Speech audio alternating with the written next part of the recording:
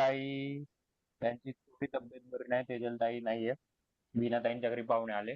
बाकी आपण पुढे जाऊया. ठीक आहे. चलो. तर जसं मी सांगत होतो की आपण सगळे एक दुसऱ्यांच्या अनुभवातून, कारण खूप वेळेला काय होतं की माझ्याकडून प्रत्येकांना काही गोष्टी सांगताना राहायला गेल्या असतात किंवा प्रत्येकाचे वेगवेगळे अनुभव असतात. कोणाला काही केल्याने चांगला अनुभव येतो, कोणाला काही केल्याने एवढा अनुभव एवढा हे नाही मिळत, फायदा नाही मिळत. तर नेमका कोणाला कोणत्या गोष्टीने जास्ती फायदा मिळतोय, जेणेकरून आपल्याकडून एखादी काही गोष्ट सुटत असेल किंवा आपल्याकडून एखादी गोष्ट काही कमी पडत असेल, तर ते आपण एक दुसऱ्यांच्या अनुभवातून शिकतो. पुढे तुम्हाला माईक म्हणजे तुम्हाला सगळ्यांना बोलायची संधी देणार आहे. याच्या पहिले आपला आता येणारा 1 महिन्याचा प्रवास कसा असेल ते जरा मी स्क्रीन शेअरिंग करून सांगून देतो. आता जवळ-जवळ आज आपला आवाज खूप कमी 24वा येतोय दादा मला. आता पण आवाज कमी येतोय? हो.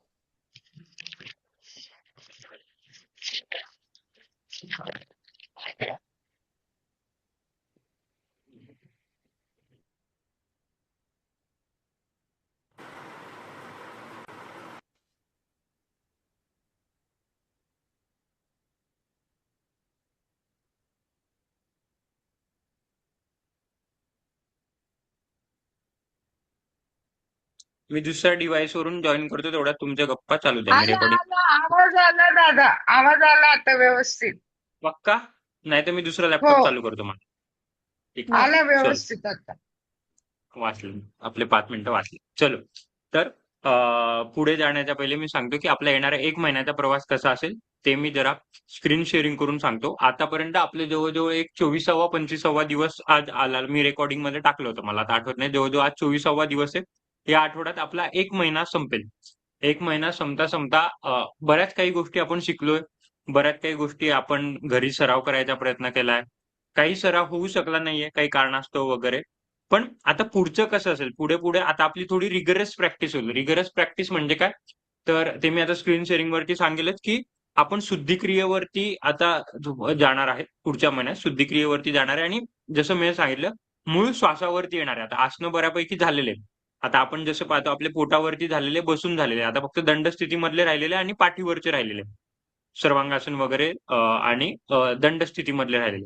ते झालं की आपण आपल्या श्वासाकडे येणार आहे. पण श्वासाकडे येता येता हळूहळू ध्यानाकडे आणि शुद्धिक्रियेकडे त्याच्यावरती आपण यायचा प्रयत्न करणार. मी माझी स्क्रीन करून सेव्ह करून सांगतो, मग डिटेलमध्ये तुम्हाला स्क्रीन दिसते माझी? हो. चलो बढिया.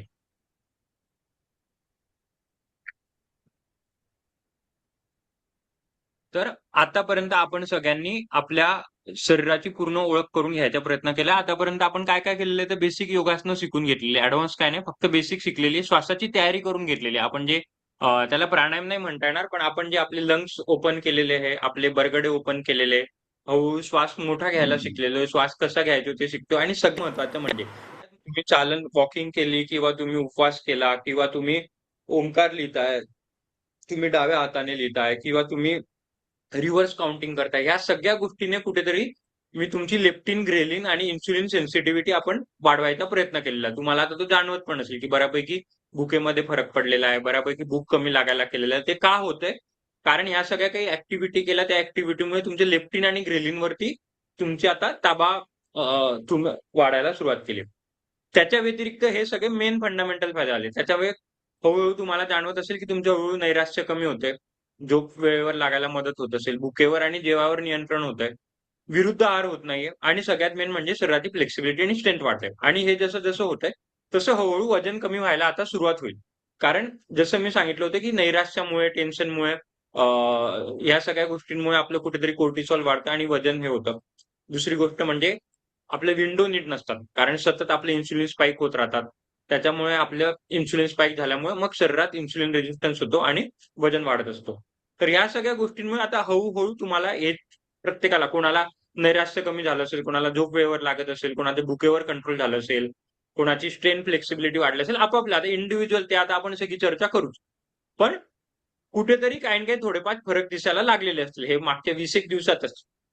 त्याच्यामधले 1-2 दिवस तर समजा, 2 दिवसाचे दर शनिवार रविवारी सुट्टी असते, तर एक 5 म्हणजे 5 गुणिले 4 जवळजवळ आपले 18-16-19 दिवसातच हे एवढे फरक आपल्याला जाणवायला लागले. हळू-हळू आता आपलं वजन कमी व्हायला सुरुवात होईल आणि वजन कमी व्हायला सुरुवात होता बाकीच्या गोष्टी आहेत. म्हणजे अजून झोप लागायला मदत होईल, अजून नैराश्य कमी होईल. ह्या सगळ्या गोष्टी आता कमी व्हायला सुरुवात होणार आहे येणाऱ्या 1 महिन्यात. मग नेमकं आपलं काय-काय होणार आहे 1 महिन्यात ते एकदा मी सांगून देतो. सगळ्यात पहिले म्हणजे मी जसं सांगितलं, की आपली शुद्धिक्रिया. शुद्धिक्रियामध्ये आपण त्राटक, जलनेती, नेत्रदोती, गंडूस आणि हायड्रोथेरपी. आता हे प्रत्येकाला मी जसं ॲज युजुअल कोणाला काही-काही कस्टमाइज करून सांगेल. जसं ज्याला त्याची आवश्यकता आहे किंवा कोणी जास्ती करायला पाहिजे, कोणी कमी करायला पाहिजे. तर त्याच्यानुसार आता आपण या शुद्धिक्रिया करायचा प्रयत्न करणार आहे. त्याच्यात काय-काय करणार आहे परत सांगतो. त्राटक, जलनेती, नेत्रदोती, गंडूस, हायड्रोथेरपी. ताई आपली रेकॉर्डिंग चालू आहे ना? की मी स्क्रीन शेअरिंग एकदा चेक करू? कारण मी चेक करतो म्हणजे कारण बाकी काही आलं. चालू आहे दादा, चालू आहे चालू आहे ना? रेकॉर्डिंग. Very good. ठीक आहे. कारण आज बाकी ताई आल्या नाही तर त्यांना सगळ्यांना रेकॉर्डिंग लागेल. ठीक आहे. तर शुद्धिक्रिया आपण करणार आहोत. सगळ्यात मेन जसं मी सांगितलं की शुद्धिक्रिया होता. शुद्धिक्रिया होता श्वासाचा अभ्यास करणार. त्याच्यामध्ये 8 प्रकारचे प्राणायाम करणार आहे. 8 ते 9 अराउंड 8 ते 9 प्राणायाम प्राणायाम तुम्ही करत असाल पण शास्त्रीय पद्धतीने आपण प्राणायाम करायचा प्रयत्न करू. जेणेकरून आता जो आपला तुमचा श्वास वाढलेला आहे. तुम्हाला जाणवत असेल आपण काल चेक पण केलं की श्वास वाढलेला आहे. आता बरोबर श्वास घेतला जातो. थोडं 100% पोट वरती नाही येणार बसता-बसता. कारण एवढ्या वर्षाची सवय असते. ती एक 15-20 दिवसांनी बदलू नाही शकत. पण सहज आता तुमचं पोट वर यायला सुरुवात होईल. पण प्रत्येक श्वासाला पोट येण्याने हळू-हळू सरावाने होईल. पण हे काही बदल झालेले आणि आता आपण खरं प्राणायामासाठी तयार झालेलो. इथेच आपली चूक होत होती घरी, की आपण डायरेक्ट प्राणायाम करायचो.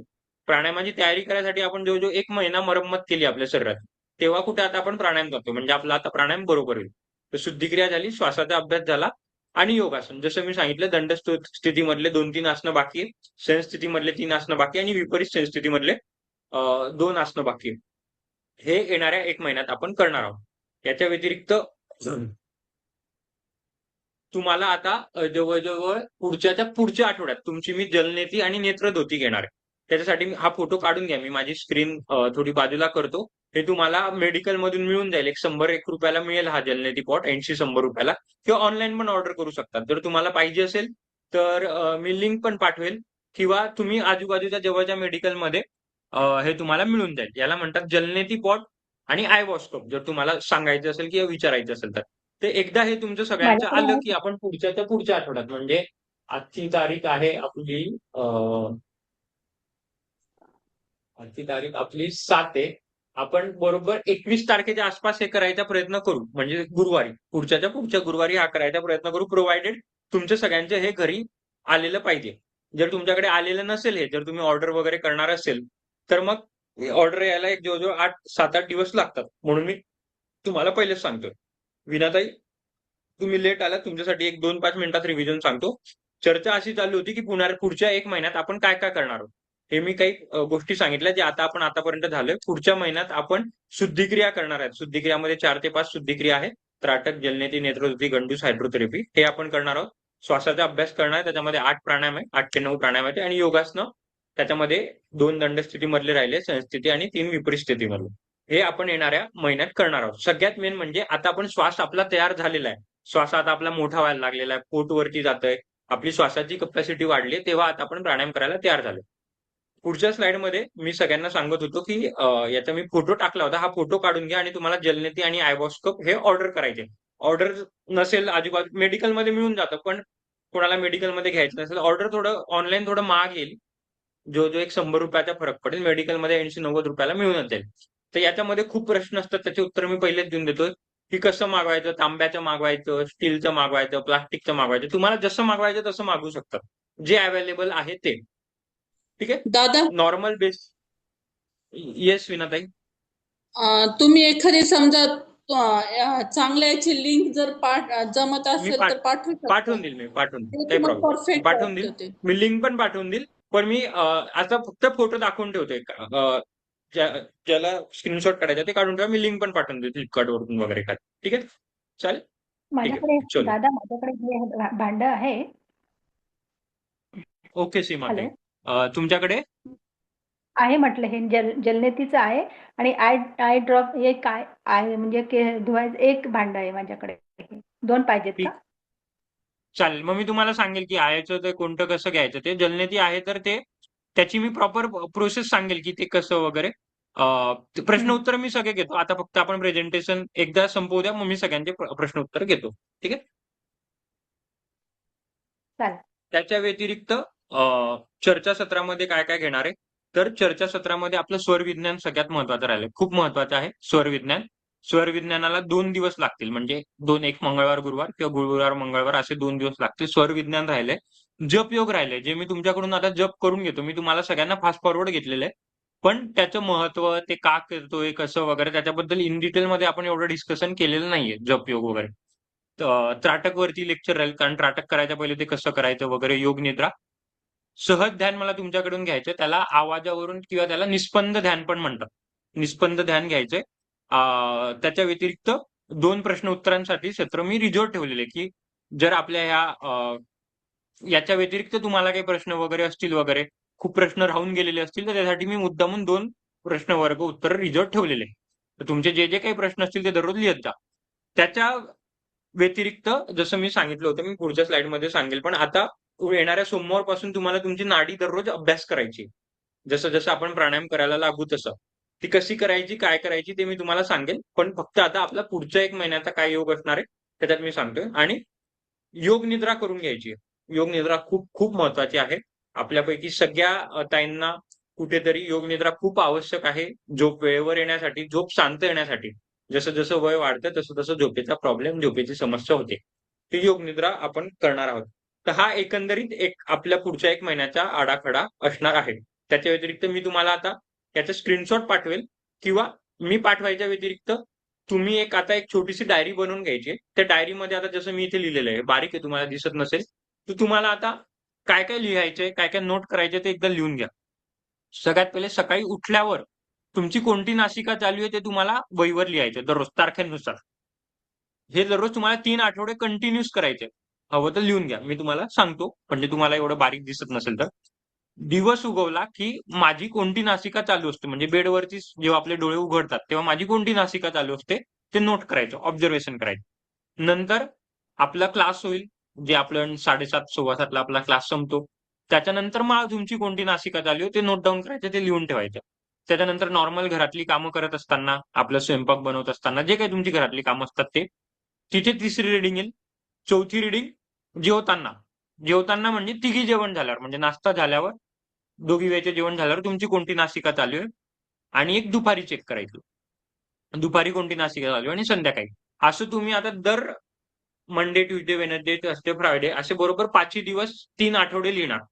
तर याच्याने काय होईल, याच्याने मोस्टली जसं आपण म्हटलं होतं मागच्याला, मी वात, कफ, पित्त प्रवृत्तीचे आहे. आपल्याला प्रत्येकाची प्रवृत्ती वेगवेगळी असते, प्रत्येकाचे आजार वेगवेगळे असतात, प्रत्येकाचे व्याधी वेगवेगळे असतात. तसं मी कोणत्या नासिकेची आहे, कोणत्या नासिकेची म्हणण्यापेक्षा माझी चंद्र नाडी जास्त चालते की माझी सूर्य नाडी ऍक्टिव्हेट चालते, आणि कोणत्या वेळेला कोणती चालते, हा आता मला एक तुमचा पॅटर्न कळेल. तुमच्या 3 आठवड्यानंतर मला तुम्ही याचा फोटो पाठवायचा, तुमच्या वहीचा म्हणा, जे काही तुम्ही वही डायरी लिहित असाल, ऑनलाईन लिहित असाल तर ऑनलाईन, जे काय असेल ते, जेणेकरून तुम्हाला पण तुमचा पॅटर्न कळेल आणि मला पण कळेल. आणि बरोबर 3ऱ्या आठवड्याच्या आसपास आपली स्वरविज्ञानावरची रात्री चर्चा होईल. त्याच्याने मग तुम्हाला कळून जाईल की माझं असं का होतंय, कोणती नासिका का ऍक्टिव्हेट राहते, का कसं होते, आणि ती कशी बदलायची हे पण मी त्याच्यामध्ये सांगेल. ठीक आहे.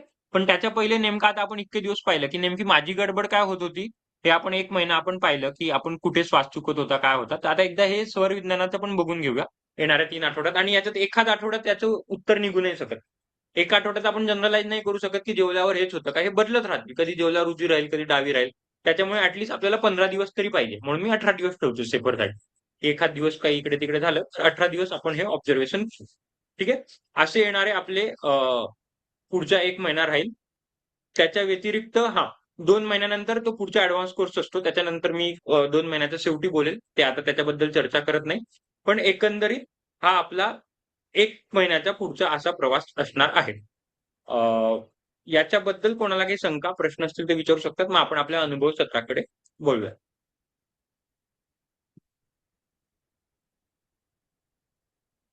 ताई म्यूटवर आहात, सुनंदा ताई. दादा मला असं विचारायचं होतं की मला ते नाडीचं अजून एवढं लक्षात नाही आलेलं काही. कसं बघायचं ते? हो. चालेल, मी सगळ्यांना सांगेल. मी सगळ्यांनाच सांगतो. प्रश्न पहिले ओरली वर जे जे प्रश्न आहे ते घेऊन घेऊया, श्वासाचं सांगतो. बर. ठीक आहे. येस, कोणाला काही प्रश्न? All clear? लिंक मी पाठवून देईल. जर काही प्रश्न नसतील तर मी सुनंदाताईंचं उत्तर देतो आणि मग आपण आपल्या चर्चासत्राकडे जाऊया. तर सुनंदाताई, काय करायचं असतं, हात बरोबर असा त्रिकोण ठेवायचा असतो. आता माझा चष्मा मी काढतो थोडा. चष्मा काढून घ्यायचा आणि त्रिकोण ठेवून असं बरोबर आपली जिथून अर्धी नासिका असते, अर्ध्या नासिकेपासून इथून असा त्रिकोण लावायचा. तुम्हाला एका कोणत्या तरी हातावर तुमचा श्वास जाणवेल. शक्य असेल तर चष्मा काढून घ्यायचा तुम्हाला. मला तुम्हाला बघायचं म्हणून तुम्ही चष्मा काढून घ्यायचा आणि नॉर्मल सरळ बसायचं. वाकडं तिकडे बसायचं नाही, सरळ बसायचं आणि सरळ बसल्यावर तुम्हाला कोणत्या तरी एका हाताला जास्ती श्वास जाणवेल. सोबतही खूप टाईट केलं तुम्ही, थोडं असं त्रिकोण करायचं. त्रिकोण.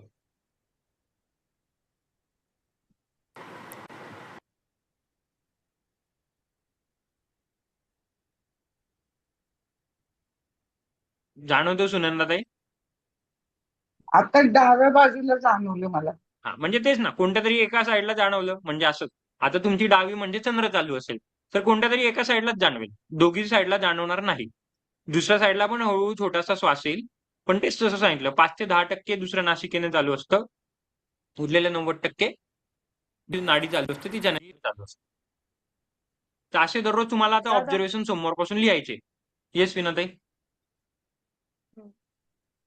तुम्ही जी पद्धत जी सांगितली ना त्यापेक्षा मला ही कम्फर्टेबल वाटतेय. म्हणजे मी माझी की मला हे इझी वाटतंय येस. की एकदम समोर किंवा एक ही एकदम मला परफेक्ट वाटते. आता माझी सूर्यनाडी चालू आहे. कसं पण करू शकतात. असं आता पण एक mostly मेथड असते की हात सूर्यनाडी असा चालू समोर ठेवतात, हात असा समोर ठेवतात आणि चेक करतात की या बाजूला लागते म्हणजे बोटांना लागते की बोटाच्या पलीकडे. या वेगवेगळ्या पद्धती असतात. फक्त मला जाणून घ्यायचंय की कोणती नासिका चालू आहे. हा हा ओके ठीक आहे. आपलं उद्देश ते, आपलं कसं चेक करायचं ते नाही, फक्त नेमकी माझी कोणती नासिका चालू आहे. ज्याला जसं जमेल तसं करायचं आणि तुम्हाला हळूहळू कळेल. जसं तर विनाताईंनी त्यांना त्यांचा शोध लावला, तसं तुम्ही प्रत्येक आपापला शोध लावतील आणि कळेल की कोणती नासिका चालू असते, काय असते. खूप वेगवेगळ्या मेथड्स आहे. नंतर अजून लहान मुलांच्या जेव्हा मी शाळेत शिकवतो लहान मुलांना, तर त्यांना मी इकडे दोन त्यांना कागद छोटेसे असे लावायला लावतो व त्यांच्या बरोबर एक कागद असा हलतो जो असतो तसं. तर लहान मुलांना म्हणजे सांगायचा अर्थ की पद्धती वेगवेगळ्या आहे. तर आपलं मत्सक, हमारा मत्सक ये है की कोणची नासिका चालू है. ओके. येस एक सीमाताई? प्रश्न. आपलं हे सगळं हे झाल्यावर याच्यातून आपण थायरॉइड, बीपी म्हणजे जे जे आपले सगळ्यांचे जे प्रॉब्लेम्स आहेत त्याच्यावर नंतर बोलणार आहे का? एक दिवस. जे दोन आपली चर्चा, दोन मी प्रश्न उत्तरांसाठी ठेवलेले आहेत त्याच्यामध्ये त्याच्यावर चर्चा आपण करू शकतो. म्हणजे त्याच्यावरती तुम्ही मला जसं प्रश्न विचाराल, समजा थायरॉइड वरती एखादी प्रश्न विचारला, मग मी एकदा सुरू झालो की बरोबर त्याच्यामध्ये घुसेल मध्ये असं. तर तसं आपण हे घेऊ शकतो. बीपी, डायबिटीज, थायरॉइड जे काही तुम्हाला प्रश्न असतील वगैरे ते त्याच्यावरती स्पेशल म्हणजे तसं प्रश्न उत्तरांच्या माध्यमाने आपण चर्चा ठेवू शकतो. कारण आपण स्पेसिफिक काय बा आसनं ते तर होईलच आणि हा, ते अजून आता स्पेसिफिक आसनं किंवा मी अजून जेव्हा ना, काय? येस, स्पेसिफिक आसनांमध्ये मी जेव्हा सकाळी आसनं सांगतो तेव्हा मी जेव्हा आसनं शिकवतो तेव्हा सांगतो की आता हे इन्सुलिन रेजिस्टन्स साठी आहे, हे डायबिटीस साठी आहे, हे याच्यासाठी. हे मी प्रत्येक वेळेला आसनं जेव्हा शिकवत असतो तेव्हा सांगतो. जर तुम्ही ऑब्झर्व केलं असेल तर ज्यांना पोटाची चरबी करायची त्यांनी पोटाचे म्हणजे मी असं नावं नाही घेत, पण मी आसनांच्या आजारांसोबत सांगतो. मग त्याच्यामध्ये आपापल्या ज्यांना जसं व्याधी आहे त्याने तसं हे घ्यायचं की ज्याला झोप लागत नाही त्याने हे करायचं, ज्याला ते करायचं त्यांनी. तर तसं मी नावाने म्हणजे आसनांनी सांगतच जाईल. आता पुढे जे आपण करणार आहे सर्वांगासन, हलासन वगैरे, मच्छासन, ते थायरॉइड साठी राहील. नंतर दंडस्थिती मधलं करणार ते बीपी साठी राहणार. सूर्यनमस्कार जे करतो ते पण बीपी साठी असतं. अजून आता काय राहिलं असं, म्हणजे मी सांगतोच. त्याच्या व्यतिरिक्त पण जर विपरीत तुम्हाला पाहिजे असेल तर एकदा विपरीत रिव्हिजन करून करणी. देईल मी. येस सुनंदाताई? विपरीत करणी आणि मंडूकासन. विपरीत करणी आणि मंडूकासन पोटाच्या व्याधींसाठी. पोटाचे फॅट्स तर कमी होतात पण पोटाच्या व्याधींसाठी, ज्यांना पिरियडचे प्रॉब्लेम आहे, नंतर ज्यांना कॉन्स्टिपेशनचे प्रॉब्लेम आहे, तिथे त्यांच्यासाठी चांगलं आहे. मंडूकासन बरोबर, शुगर साठी पण चांगलं आहे. त्याच्यासाठी. आणि नंतर आपण अर्धमच्छंद्रासन करतो ते डायबिटीस साठी चांगलं आहे. मंडूकासन डायबिटीस साठी चांगलं आहे असं.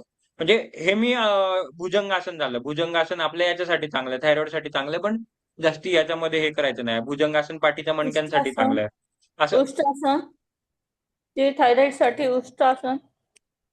वृक्षासन पण चांगलं आहे, पण खास तर करून थायरॉइडसाठी बंद घालायचे. म्हणजे तुमचं सर्वांगासन, हलासन, मच्छासन आणि बंधांमध्ये जालंधर बंद वगैरे घ्यायचे. ते जालंधर बंद वगैरे मी माझ्या ऍडव्हान्स मध्ये सांगतो, कारण आता आपली अजून एवढी तयारी नसते. तर ते बंद वगैरे मी ऍडव्हान्स मध्ये शिकवतो. पण तुम्ही आता विचारले म्हणून सांगतोय की थायरॉइडसाठी खास करून बंद महत्वाचे आहे. आणि थायरॉइडसाठी सगळ्यात महत्वाचं म्हणजे जे कोणतं ध्यान आहे, जे कोणतं ओंकार आहे, जे कोणतं आता आपण त्राटक वगैरे करणार आहे, ते सगळं थायरॉइडसाठी महत्वाचं. का महत्वाचं? तिथे तर मग गळ्याचा मानेचा काहीच संबंध नाहीये. हे मी माझ्या वर्कशॉपमध्ये सांगितलं होतं. कोणाला आठवतं?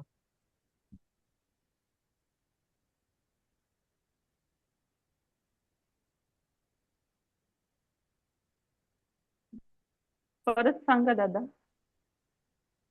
काय म्हणताय? परत सांगा ना. मी तर परत सांगेल, सांगा ना काय मी तर हू प्रश्न आहे. रेडी बताने के लिए, पण मी तुमची वाट पाहतोय की कोणाला आठवतंय. मुझे तर बस नाही, मला तर तुमचा सांगायचंच प्रश्न आहे. सांगा ना दादा. अच्छा, तुमचा प्रश्न. प्रश्न सांगा. माझा असा प्रश्न आहे की जसं मी सीमा त्यांना म्हटलं की थायरॉइड मध्ये सर्वांगासन वगैरे ते आपण थायरॉइड ग्रंथीवरती व्यायाम करतो. पण मी सीमा त्यांना म्हटलं की जिथे जिथे ध्यान करतो, जिथे ओंकार करतो, जिथे आपण त्राटक करू, म्हणजे तुमची रिव्हर्स काउंटिंग मेडिटेशन करतो, जिथे तुमचं नाम जप लिहितो, याच्याने देखील थायरॉइड बरं व्हायला मदत होते. ती कशी होते? समोरच्याला प्रश्न, समोरचा म्हणेल अरे हा मला काय सांगतोय, लिहायला लावल्याने किंवा योगनिद्रा केल्याने, ध्यान केल्याने थायरॉइड कसं कमी होईल? समोरच्याला जर मी अं, सांगितलं म्हणजे आपल्या क्लासच्या व्यतिरिक्त, तर ते मला मूर्खात काढतील. दादा, थायरॉइड साठी ना आपण ओंकार म्हणतो ना, त्यातला जो उ असतो ना, ते थायरॉइड साठी चांगलं आहे. उ, अ, उ, म पैकी उ.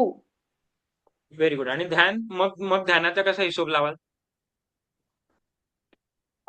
ध्यान हे मेडिटेशन साठी उपयोग आहे. मेडिटेशन फायनली अफेक्ट प्रत्येक व्याधींवर करतच ना, म्हणजे चांगले रिझल्टच पण देतं. तसं टेक्निकली सायन्स, थायरॉइडला पण. विज्ञान, विज्ञान आता जसं मी सांगितलं होतं, आता जसं चावणं आपल्यासाठी चांगलं आहे, पण चावल्याने श्वास कसा इम्प्रूव्ह होणार आहे, मी तुम्हाला तुमचं सायन्स सांगितलं. बेसिक विज्ञान हम्म. छोटं. चालणं हे शरीरासाठी चांगलंच आहे, पण चालणं हे वजन कसं कमी करू शकतं, लेफ्टिन रेलिंग कसं करू शकतं, त्याचं विज्ञान सांगितलं. तसं ध्यानाचं विज्ञान काय थायरॉइडसाठी? मला हे उत्तर अपेक्षित आहे, आणि याचे उत्तर मी वर्कशॉपमध्ये सांगितलेलं आहे. सांगितलेलं आहे दादा. पहिल्या दिवशी सांगितलंय का दुसऱ्या दिवशी? दुसऱ्या दिवशी दुसऱ्या दिवशी सांगितलं, त्याला फार दिवस झाले. चलो मी सांगतो. हे बघा, थायरॉइड का होतो आपल्याला? हा. थायरॉइड कसा होतो? हार्मोन्स काय प्रॉब्लेम इनबॅलन्स होतो थायरॉइडचा? स्ट्रेस आहे, हार्मोन्स इनबॅलन्समुळे. कोणत्या हार्मोनलच्या इम्बॅलन्समुळे? आपल्या इथल्या ग्रंथीच्या काय म्हणतात त्याला, घशाजवळ. इथे थायरॉइड ग्रंथी असते आपली, त्या हो, ग्रंथीच्या इन्बॅलन्समुळे. इनबॅलन्स होतो. ओके, ठीक आहे. तर इथे जी ग्रंथी असते त्याला म्हणतात थायरॉइड ग्रंथी. आता थायरॉइड कोणाकोणाला आहे, किंवा थायरॉइडची टेस्ट कोणी कोणी केलेली आहे? हा, मी सध्या थायरॉइडची केलं पण टेस्ट मला करतात नाही. तेव्हा कोणकोणती टेस्ट करतात थायरॉइडची? T3, T4, TSH. व्हेरी हा, गुड. जे त्यातला TSH एक जो आहे T3 म्हणजे कुठलं मला सांगता नाही, तो मेंदूत तयार होते म्हणून. ओके, ठीक आहे, व्हेरी गुड. आता T3, T4, TSH ही काय भानगड आहे?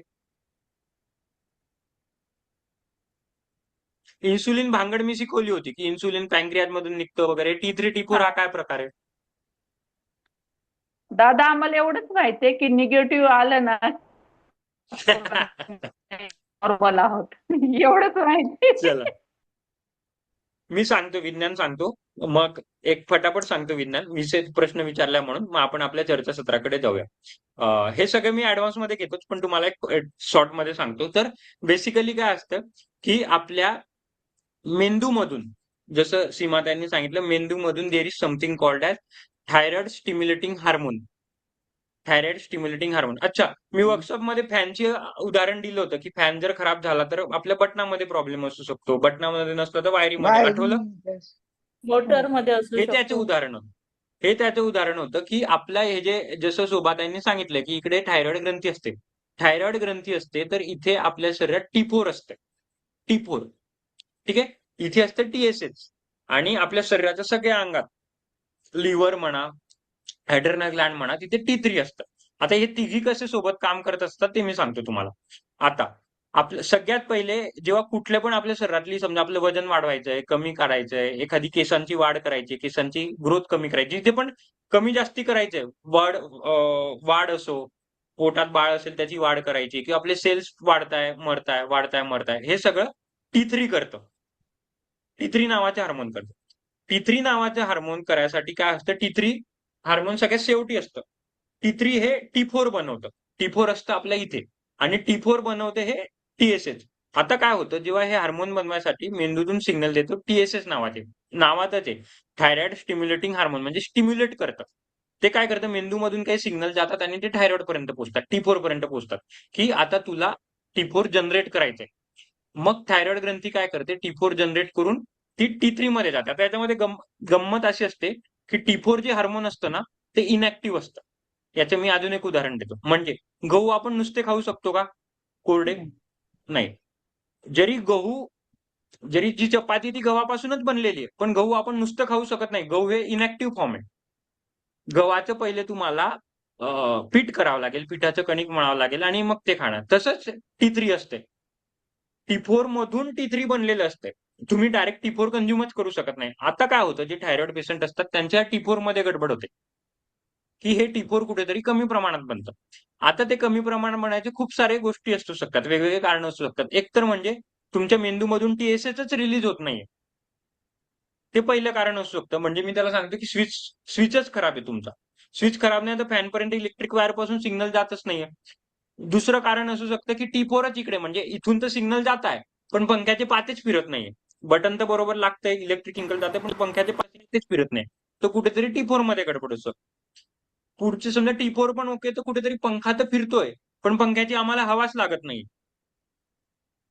ते म्हणजे T4 टू T3 मध्ये, म्हणजे T3 मध्ये प्रॉब्लेम आहे. तर आता आपल्याला हे प्रत्येक लेवलवरती काम करायचं असतं. आता जसं आपण सर्वांगासन मध्ये आता बंद वगैरे घालू, ते T4 वरती काम करतो. जे तुम्ही ओमकार करताय, जे तुम्ही ध्यान करताय, जे तुम्ही रिव्हर्स काउंटिंग करताय, ते आपण मेंदूला शांत ठेवतोय ना, म्हणजे त्याच्यात थायरॉइड स्टिम्युलेटिंग TSH वरती काम करतोय. आणि जेव्हा आपण बाकी आसनं करतो, ते T3 वरती काम करतो. तर TSH या तिघांची काम करायला आतापर्यंत काय होतं, आता तुम्ही थायरॉक्सिन नावाची गोळी घेत असाल, ज्या त्या थायरॉइड वरती आहेत त्यांना माहित असेल thyroxine. What is mean by thyroxine? Thyroxine हे T4 नावाचे हार्मोन, जे T4 तुमच्या शरीरात बनत नाहीये, ते आपण आर्टिफिशियली घेतोय. जसं आपल्या शरीरात, ज्यांच्या शरीरात इन्सुलिन बनत नाही, ते आर्टिफिशियली इन्सुलिन घेतात. पहिले इन्सुलिनच्या गोळ्या घेतात. ज्यांचे इन्सुलिन गोळ्या पण नाही घेतला, ते इंजेक्शन घ्यायला सुरुवात करतात, माहित असेल. तसंच आपल्या शरीरात T4 बनत नाही, तर आपण T4 म्हणजे थायरॉक्सिन नावाची गोळी घेतो. आता ही थायरॉक्सिन न बनण्याचे खूप कारण असतात, ते मी तुम्हाला सांगितलं. एक तर मेंदूकडूनच सिग्नल पोहोचू शकत नाही, की एक तर इकडेच कुठेतरी खराबी असू शकते, एक तर पूर्ण शरीरात कुठेतरी खराबी असू शकते. तर त्याच्यात तुम्हाला वेगवेगळ्या प्रकारचे, म्हणजे असे विशिष्ट प्रकारची आसनं करून काही फायदा नाही. ते फक्त विशिष्ट तुम्हाला T4 साठीच मदत करेल. पण समजा तुमचं T4च ओके, पण तुमचं T3च बनत नाहीये, तर मग म्हणजे गहू एकदम चांगला, गहूची सगळी पैदासच झाली, पण पीठच चांगलं नाही झालं, पीठच चांगलं पिसलं गेलं नाही, तर चपात्या बनणारच नाही. किंवा गव्हाचं तुम्ही बियाणं एकदम भारीतलं भारी क्वालिटीतलं लावलं, सगळं लावलं, पण जमीनच नापीक आहे, म्हणजे मेंदूवरूनच जिथून तुमचं T4 उगणार आहे, तुमची जमीनच नापीक निघाली, तर त्याला काय नाही, तर जमीन पहिले सुपीकता, म्हणजे पहिले आपल्या मेंदूवरती काम करणं खूप महत्वाचं. आणि तसं त्या श्वेताताईंची मी तुम्हाला रेकॉर्डिंग पाठवली होती. श्वेताताईंची जवळजवळ 3 ते 4 महिन्यात जवळजवळ थायरॉइड हळूहळू कमी होऊन रिव्हर्स व्हायला मदत झाली. आता त्यांचं थायरॉइड रिव्हर्स व्हायला लागली. हळूहळू केस पहिले गळणे थांबले, वजन थांबलं हळूहळू. आता थायरॉइड रिव्हर्स व्हायला लागलं. का? कारण सर्वांगीण पूर्ण शरीरावरती काम केलं. असा एकंदरीत हा थायरॉइडचा इतिहास, भूगोल असतो. मी तुम्हाला थोडं डिटेलमध्ये सांगितलं, पण थायरॉइडचं असं असतं. असंच बीपीचं पण असतं, असं डायबिटीसचं पण असतं, की प्रत्येक डिटेलमध्ये सायन्स असतं. आपल्याला जोवर सायन्स कळत नाही ना, तोवर आपल्याला सगळं माहिती असतं, की हा ध्यान चांगलं आहे, सगळं चांगलं आहे. पण ध्यान कसं काम करणार आहे? ध्यान आपल्या TSH वरती काम करणार आहे. आपलं ओंकार आपल्या TSH वरती काम करणार आहे. आता चालणं बरोबर असतं हे सगळ्यांना माहित होतं, पण चालण्याने आता तुम्ही बघा, तुमचे उपवास झाले, एवढे कडक उपवास झाले. का? कारण कुठेतरी आपण लेप्टिन ग्रेलिनवरती काम केलं. सबकॉन्शियसली कॉन्शियसली तुमच्याकडून हे करून घेतलं, तेव्हा कुठे आज तुमच्याकडून 1-1.5 तासाचा उपवास, 1-1.5 दिवसाचा उपवास होऊ शकला. आज तेजलताई आल्या नाहीये. तेजलताईंचं स्वतः तुम्ही कधी ऐकलं असेल तर ते स्वतः त्यांना 3-4 तास पण उपवासी राहायला जायचं नाही. त्यांनी 1.5 तास अख्खा उपवास केला आणि त्याच्यामध्ये पण तुम्हाला अजून सांगतो त्याच दिवशी त्यांचे पिरियड्स आले. अजून चॅलेंजिंग. एक स्टेप ओव्हर आगे हो गई. इतकं पोट दुखलं तरी त्यांच्याकडून झालं. का झालं? कारण आपण हळूहळू या हॉर्मोन्स वरती कंट्रोल करायला लागलो. तर ते हळूहळू होईल आणि तसं तसं अभ्यास केलं की होतं. ठीक आहे. और कुछ कोणाकोणाला सवाल? पॅराथायरॉइड पण असतो. काय सुभाताई? कोणाकोणाला पॅराथायरॉइड म्हणजे काय? पॅराथायरॉइड पण असतो. अच्छा. थायरॉइड आणि पॅराथायरॉइड मध्ये एक थायरॉइडचं जर थायरॉइड ग्रंथीचं फक्त T4 बनवणं काम नसतं. थायरॉइड ग्रंथीमध्ये आपल्या शरीरात कॅल्सिटोनिन ऐकलं असेल, म्हणून ज्यांना थायरॉइडची असतं त्यांना कॅल्शियमची जास्ती कमी असते. तसे कॅल्शियम सगळ्यांचीच कमी असते, पण ज्यांची थायरॉइड असते त्यांची सगळ्यात जास्ती कॅल्शियमची कमी असते, कारण तिथूनच पॅराथायरॉइड हार्मोन मधून कॅल्सिटोनिन नावाचं हॉर्मोन बनतं कॅल्सिटोनिन. अजून वेगवेगळ्या प्रकारचे हॉर्मोन्स बनत असतात. जवळजवळ 7 ते 8 प्रकारचे हॉर्मोन्स आपल्या इथे बनतात थायरॉइड ग्रंथीमध्ये. त्याला पॅराथायरॉइड म्हणतात. त्यातलं एक कॅल्सिटोनिन आहे. म्हणून एक तुम्ही पॅटर्न बघितला असेल की प्रेग्नेन्सी नंतर थायरॉइड किंवा प्रेग्नेन्सीमध्ये डॉक्टर थायरॉइडच्या गोळ्या द्यायला सुरुवातच करतात, थायरॉइड असो की नसो, किंवा मोस्टली ज्यांची प्रेग्नेन्सी होते त्यांना थायरॉइडच्या व्याधी चालू होऊन जाते. ही गोष्ट माहिती असेल किंवा नसेल स्वतःबद्दल तर दुसऱ्यांकडून ऐकली असेल. का तसं होतं? 100% कारण थायरॉइड होतेच. कारण जेव्हा आपल्या पोटात गर्भ असतो तेव्हा पोटात गर्भाला हाडं वाढतात, सगळी वाढतात, तर कॅल्शियम खेचत जातो. सगळं कॅल्शियम खेचत जातो आपल्या शरीरातलं. ते कॅल्शियम कुठून खेचतो? कॅल्सिटोनिन मधून खेचतो. कॅल्सिटोनिन मधून खेचत गेल्यामुळे आपल्या थायरॉइड ग्रंथीवरती असर व्हाय म्हणजे विपरीत परिणाम व्हायला. जेव्हा आपली थायरॉइड ग्रंथी जर स्ट्रॉंग नसली तर आपले कॅल्सिटोनिन थायरॉइड ग्रंथीला त्रास देतो आणि मग थायरॉइड ग्रंथीला त्रास झाल्यामुळे म्हणजे T4 वर त्रास झाल्यामुळे आपल्याला थायरॉइड होतो. रिव्हर्स प्रोसेस असते आता. दॅट इज कोणाचं वजन वाढतं, हायपोथायरॉइड. कोणाचं वजन वाढतं, कोणाचं कमी होतं, कोणाचं असं कमी पण होतं. आहे ना? तर ते कॅल्सिटोनिन आपल्या थायरॉइड वरती अफेक्ट करतं. म्हणजे फॅन जर खराब असेल तर फॅन परत वेगवेगळ्या कारणाने खराब होऊ शकतो. ते याच्यामध्ये म्हणजे प्रेग्नन्सीमध्ये कॅल्सिटोनिन बाळ एवढं आपलं हे ओढत असतं, आपलं कॅल्शियम ओढत असतं की कॅल्सिटोनिन बनतं इन्सुलिन रेजिस्टन्स सारखं. जसं मी सांगितलं होतं आहारच्या आपल्या प्रेझेंटेशन मध्ये, इन्सुलिन बिचारा सगळ्यात पहिले जातो, उघडायचं काम करतो, पण जर कुलूप उघडलं नाही तर तो 2 पाठवेल, 3 पाठवेल, तो पाठवायचं काम करतच राहील आणि एक वेळ असेल की इन्सुलिन थकून जाईल. तसंच कॅल्शियम जेव्हा तुमच्या शरीरातलं बाळ कॅल्शियम ओढतं, तो बिचारा 1च्या ऐवजी 2 पाठवतो, 2च्या ऐवजी 3 पाठवतो, 4 पाठवतो. पण एक वेळ येतं की थायरॉइड ग्रंथी थकून जाते आणि थायरॉइड ग्रंथी थकून झाल्यामुळे इथे ॲबनॉर्मॅलिटी होते. मग कोणाला हायपो होतो, कोणाला हायपर होतो, म्हणजे हायपोथायरॉइड होतो, कोणाला हायपर थायरॉइड होतो. का? तर कॅल्सिटोनिनमुळे, आणि दॅट इज हायपोथायरॉक्सिझम म्हणतात त्याला. त्यावेळी भूक खूप लागते म्हणजे ना, येस. बाळाच्या आईला थायरॉइड जेव्हा थायरॉइड बाळ ग्रंथीमध्ये सगळ्यात जास्ती जे मी सांगितलं की थायरॉइड ग्रंथीमध्ये आपल्या शरीरातलं मेटाबॉलिझम कमी जास्ती होतं. मेटाबॉलिझम कमी जास्ती होतं. मग काय होतं? मेटाबॉलिझम कमी जास्ती झाल्यामुळे शरीरातले सगळे हार्मोन डिस्टर्ब होतात. कारण T4 आपल्या रिलीज असतात आपल्या ॲड्रेनल ग्लँडला आणि आपले ॲड्रेनल ग्लँड्स असतात आपले गट्स ग्लँडला.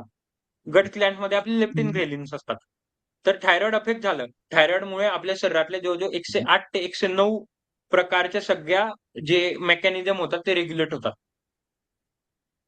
तर म्हणून थायरॉइड अफेक्ट झालं की थायरॉइडमध्ये भूक लागते, वारंवार भूक लागते, किंवा अशक्तपणा होतो, किती पण खाल्लं तरी अशक्तपणा होतो, किंवा केस गळतात, किंवा एकदम थकवा थंडी येतो वाटते थकवा येतो दादा. तेच ना, विकनेस होते, थंडी वाजते, कारण ग्रोथ हॉर्मोन आपल्या शरीरातले सगळे ग्रोथ हॉर्मोन काम करणे थांबलेले असतात. अशी सगळी पिरियड्स मध्ये गंमत होते. येस, पिरियड्स मध्ये म्हणतो, प्रेग्नेन्सी मध्ये. येस विनात. दादा, जोपर्यंत बेबी फिडिंगवर असतो ना तोपर्यंत लेडीजचे वजन वाढत नाही, पण जी फिडिंग आपण बंद केली ना त्यानंतर वजन वाढतं. याचं कारण कुठे आता तुम्ही सांगितल्यापैकी असू शकतं का? ते पण आहे, पण ऍक्च्युली प्रेग्नेंट वुमेनचं वजन हे प्रेग्नेन्सी पासूनच वाढतं. कारण बाळाला कुशन द्यायचं असतं, म्हणजे एक तर पोट तर वाढतंच, पण त्याच्या व्यतिरिक्त गर्भाचं वजन तर असतंच, पण गर्भाला कुशन पाहिजे असतं. तर कुशन वाढायसाठी तुम्हाला पोटाला फॅट्स वाढेल म्हणजे वाढेल. म्हणून मी ते म्हणतो की कधीही पोटाचं फॅट्स हे ॲबनॉर्मल नसतं. नंतर तुमचे थाईज फॅट्स वाढतील, थाईज आणि आर्म्स फॅट्स वाढतील. जर प्रॉपर प्रेग्नेन्सी असेल तर ती वाढेल म्हणजे वाढेल, कारण बाळाला कुशन पाहिजे असतं. एखादी वस्तू जर आपण काचेच्या बरण्या जर इकडे तिकडे पाठवायचं असेल तर त्याला नीट थर्माकोलने पॅक करतो. तर हापूस आंबे पॅक करायचे तर त्याला गवतांमध्ये. ते तापमानासाठी ती एक गोष्ट वेगळी आहे. पण सिलिंग पॅकिंग तर मुलाच्या बाळाला सिलिंगसाठी आपलं फॅट्स हे वाढतात. तर तिथून पहिले वजन वाढायला सुरुवात होतं. आणि मग दुसरं जे विनाताईंनी सांगितलं तेच की मग थायरॉक्सिजम म्हणजे कॅल्सिटोनिनमुळे थायरॉक्सिजम होतं किंवा अजून वेगवेगळ्या गोळ्या पण असतात किंवा काही काहींना पिरियड्स किंवा काय म्हणतात प्रेग्नन्सी नॉर्मल व्हायसाठी हार्मोनल इंजेक्शन दिलेले असतात. त्याच्यामुळे हार्मोनल इम्बॅलन्स होतात किंवा काही काहींना आफ्टर प्रेग्नन्सी नंतर काही जे प्रॉब्लेम असतात त्याच्यानंतर गोळ्या औषधं चालू असतात. तर त्याच्यामुळे हार्मोनल इम्बॅलन्स होतं. पण सगळ्यात मेन म्हणजे हार्मोनल तुमचा मार खातो. पहिलं म्हणजे थायरॉइड मार खातो. थायरॉइड का मार खातो? कॅल्सिटोनिनमुळे मार खातो. आणि हा कॅल्सिटोनिनमुळे थायरॉइडचं अजून दुसरं इनडायरेक्टली काम असं आहे की तुमचं एचबी बनणं. एचबी आणि आयन म्हणून फॉलिक ऍसिडच्या गोळ्या दिल्या जातात प्रेग्नन्सीमध्ये. हो ज्यांना ते माहित देतात. असेल त्यांना माहित असेल फॉलिक ऍसिड. कारण फॉलिक ऍसिड हे परत फॉलिक ऍसिड म्हणजे काय आयन कसलं सिंबल असतं ग्रोथ. आपल्या शरीरातली ग्रोथ करणं म्हणजे आयनचं काम असतं. एखाद्याचं ग्रोथ होत नसेल आपण ज्याला कुपोषित बाळ म्हणतो. कुपोषित बाळ मग त्याला सगळ्यात पहिले रक्त म्हणजे आयन दिलं जातं. त्याच्यात आयन डिफिशियन्सी असते. परत ग्रोथ म्हणजे काय आलं थायरॉइड. मी जिथे जिथे सांगितलं जिथे जिथे वाढ किंवा कमी म्हणजे एखादी शरीरातलं अवयव वाढवायचंय किंवा कमी करायचंय मग ते नख असो केस असो की काही पण असो सेल्स पण असो बारीक जर तो वाढवायचा असेल कमी करायचा असेल तर थायरॉइडच करेल. आणि मग तो थायरॉइड या सगळ्या वेगवेगळ्या गोष्टींमधून वाढवत राहतो. कधी कॅल्सिटोनिनने वाढवेल कधी अॅनिमिक म्हणजे आयनने वाढवेल. या सगळ्या गोष्टी म्हणून तुम्हाला या प्रेग्नन्सीमध्ये दिल्या जातात. फॉलिक ऍसिड दिलं जातं. या सगळ्या गोष्टी दिल्या जातात.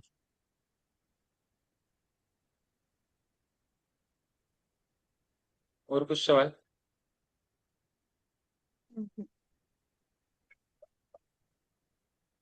आपण एवढे प्रश्न उत्तर आज प्रश्न उत्तरच घेऊन घ्या मग अनुभव सत्र नंतर करू कारण ऑलरेडी अर्ध सत्र आपल्या प्रश्न उत्तरांमध्येच झालं. तर अजून काही प्रश्न असतील तर डिटेल मध्ये सांगा. म्हणजे आज बीपी प्रश्न बारीक बारीक जे बेसिक असतील ते क्लिअर करता येतील सगळे काहीच प्रॉब्लेम नाही.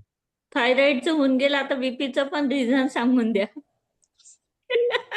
अच्छा तर बीपी मध्ये काय असतंय बीपी मध्ये सगळ्यात पहिले बीपी मध्ये आपली जी आपल्या हृदयाला 4 वॉल्स असतात. V1 V2 V3 V4 basic एकदम सायन्स मध्ये जात नाही सोप्या भाषेत सांगतो 4 वॉल्स असतात. तर त्याच्यामध्ये 2 हे असतात ते हृदयाला रक्त पुरवठा करणाऱ्या आणि 2 असतात हृदयापासून रक्त पाठवणाऱ्या. बाहेर. ठीक आहे 2 येणाऱ्या 2 जाणाऱ्या. आता काय होतं की जे रक्तकोशिका असतात म्हणजे जे आपल्या आर्टरीज असतात त्या आर्टरीज 2 कारणाने प्लाक तयार होऊ शकते. त्याला मेडिकल टर्म मध्ये प्लाक म्हणतात. तर ती प्लाक 2 कारणाने होऊ शकते. एक तर ऑब्व्हियसली तेच आपण रिकामं चुकीचं खातो, फॅट्स, कोलेस्ट्रॉल वगैरे जमा होतो आणि ज्या धमनी म्हणतो आपण मराठी त्या धमनीमध्ये तो कचरा जमा होतो.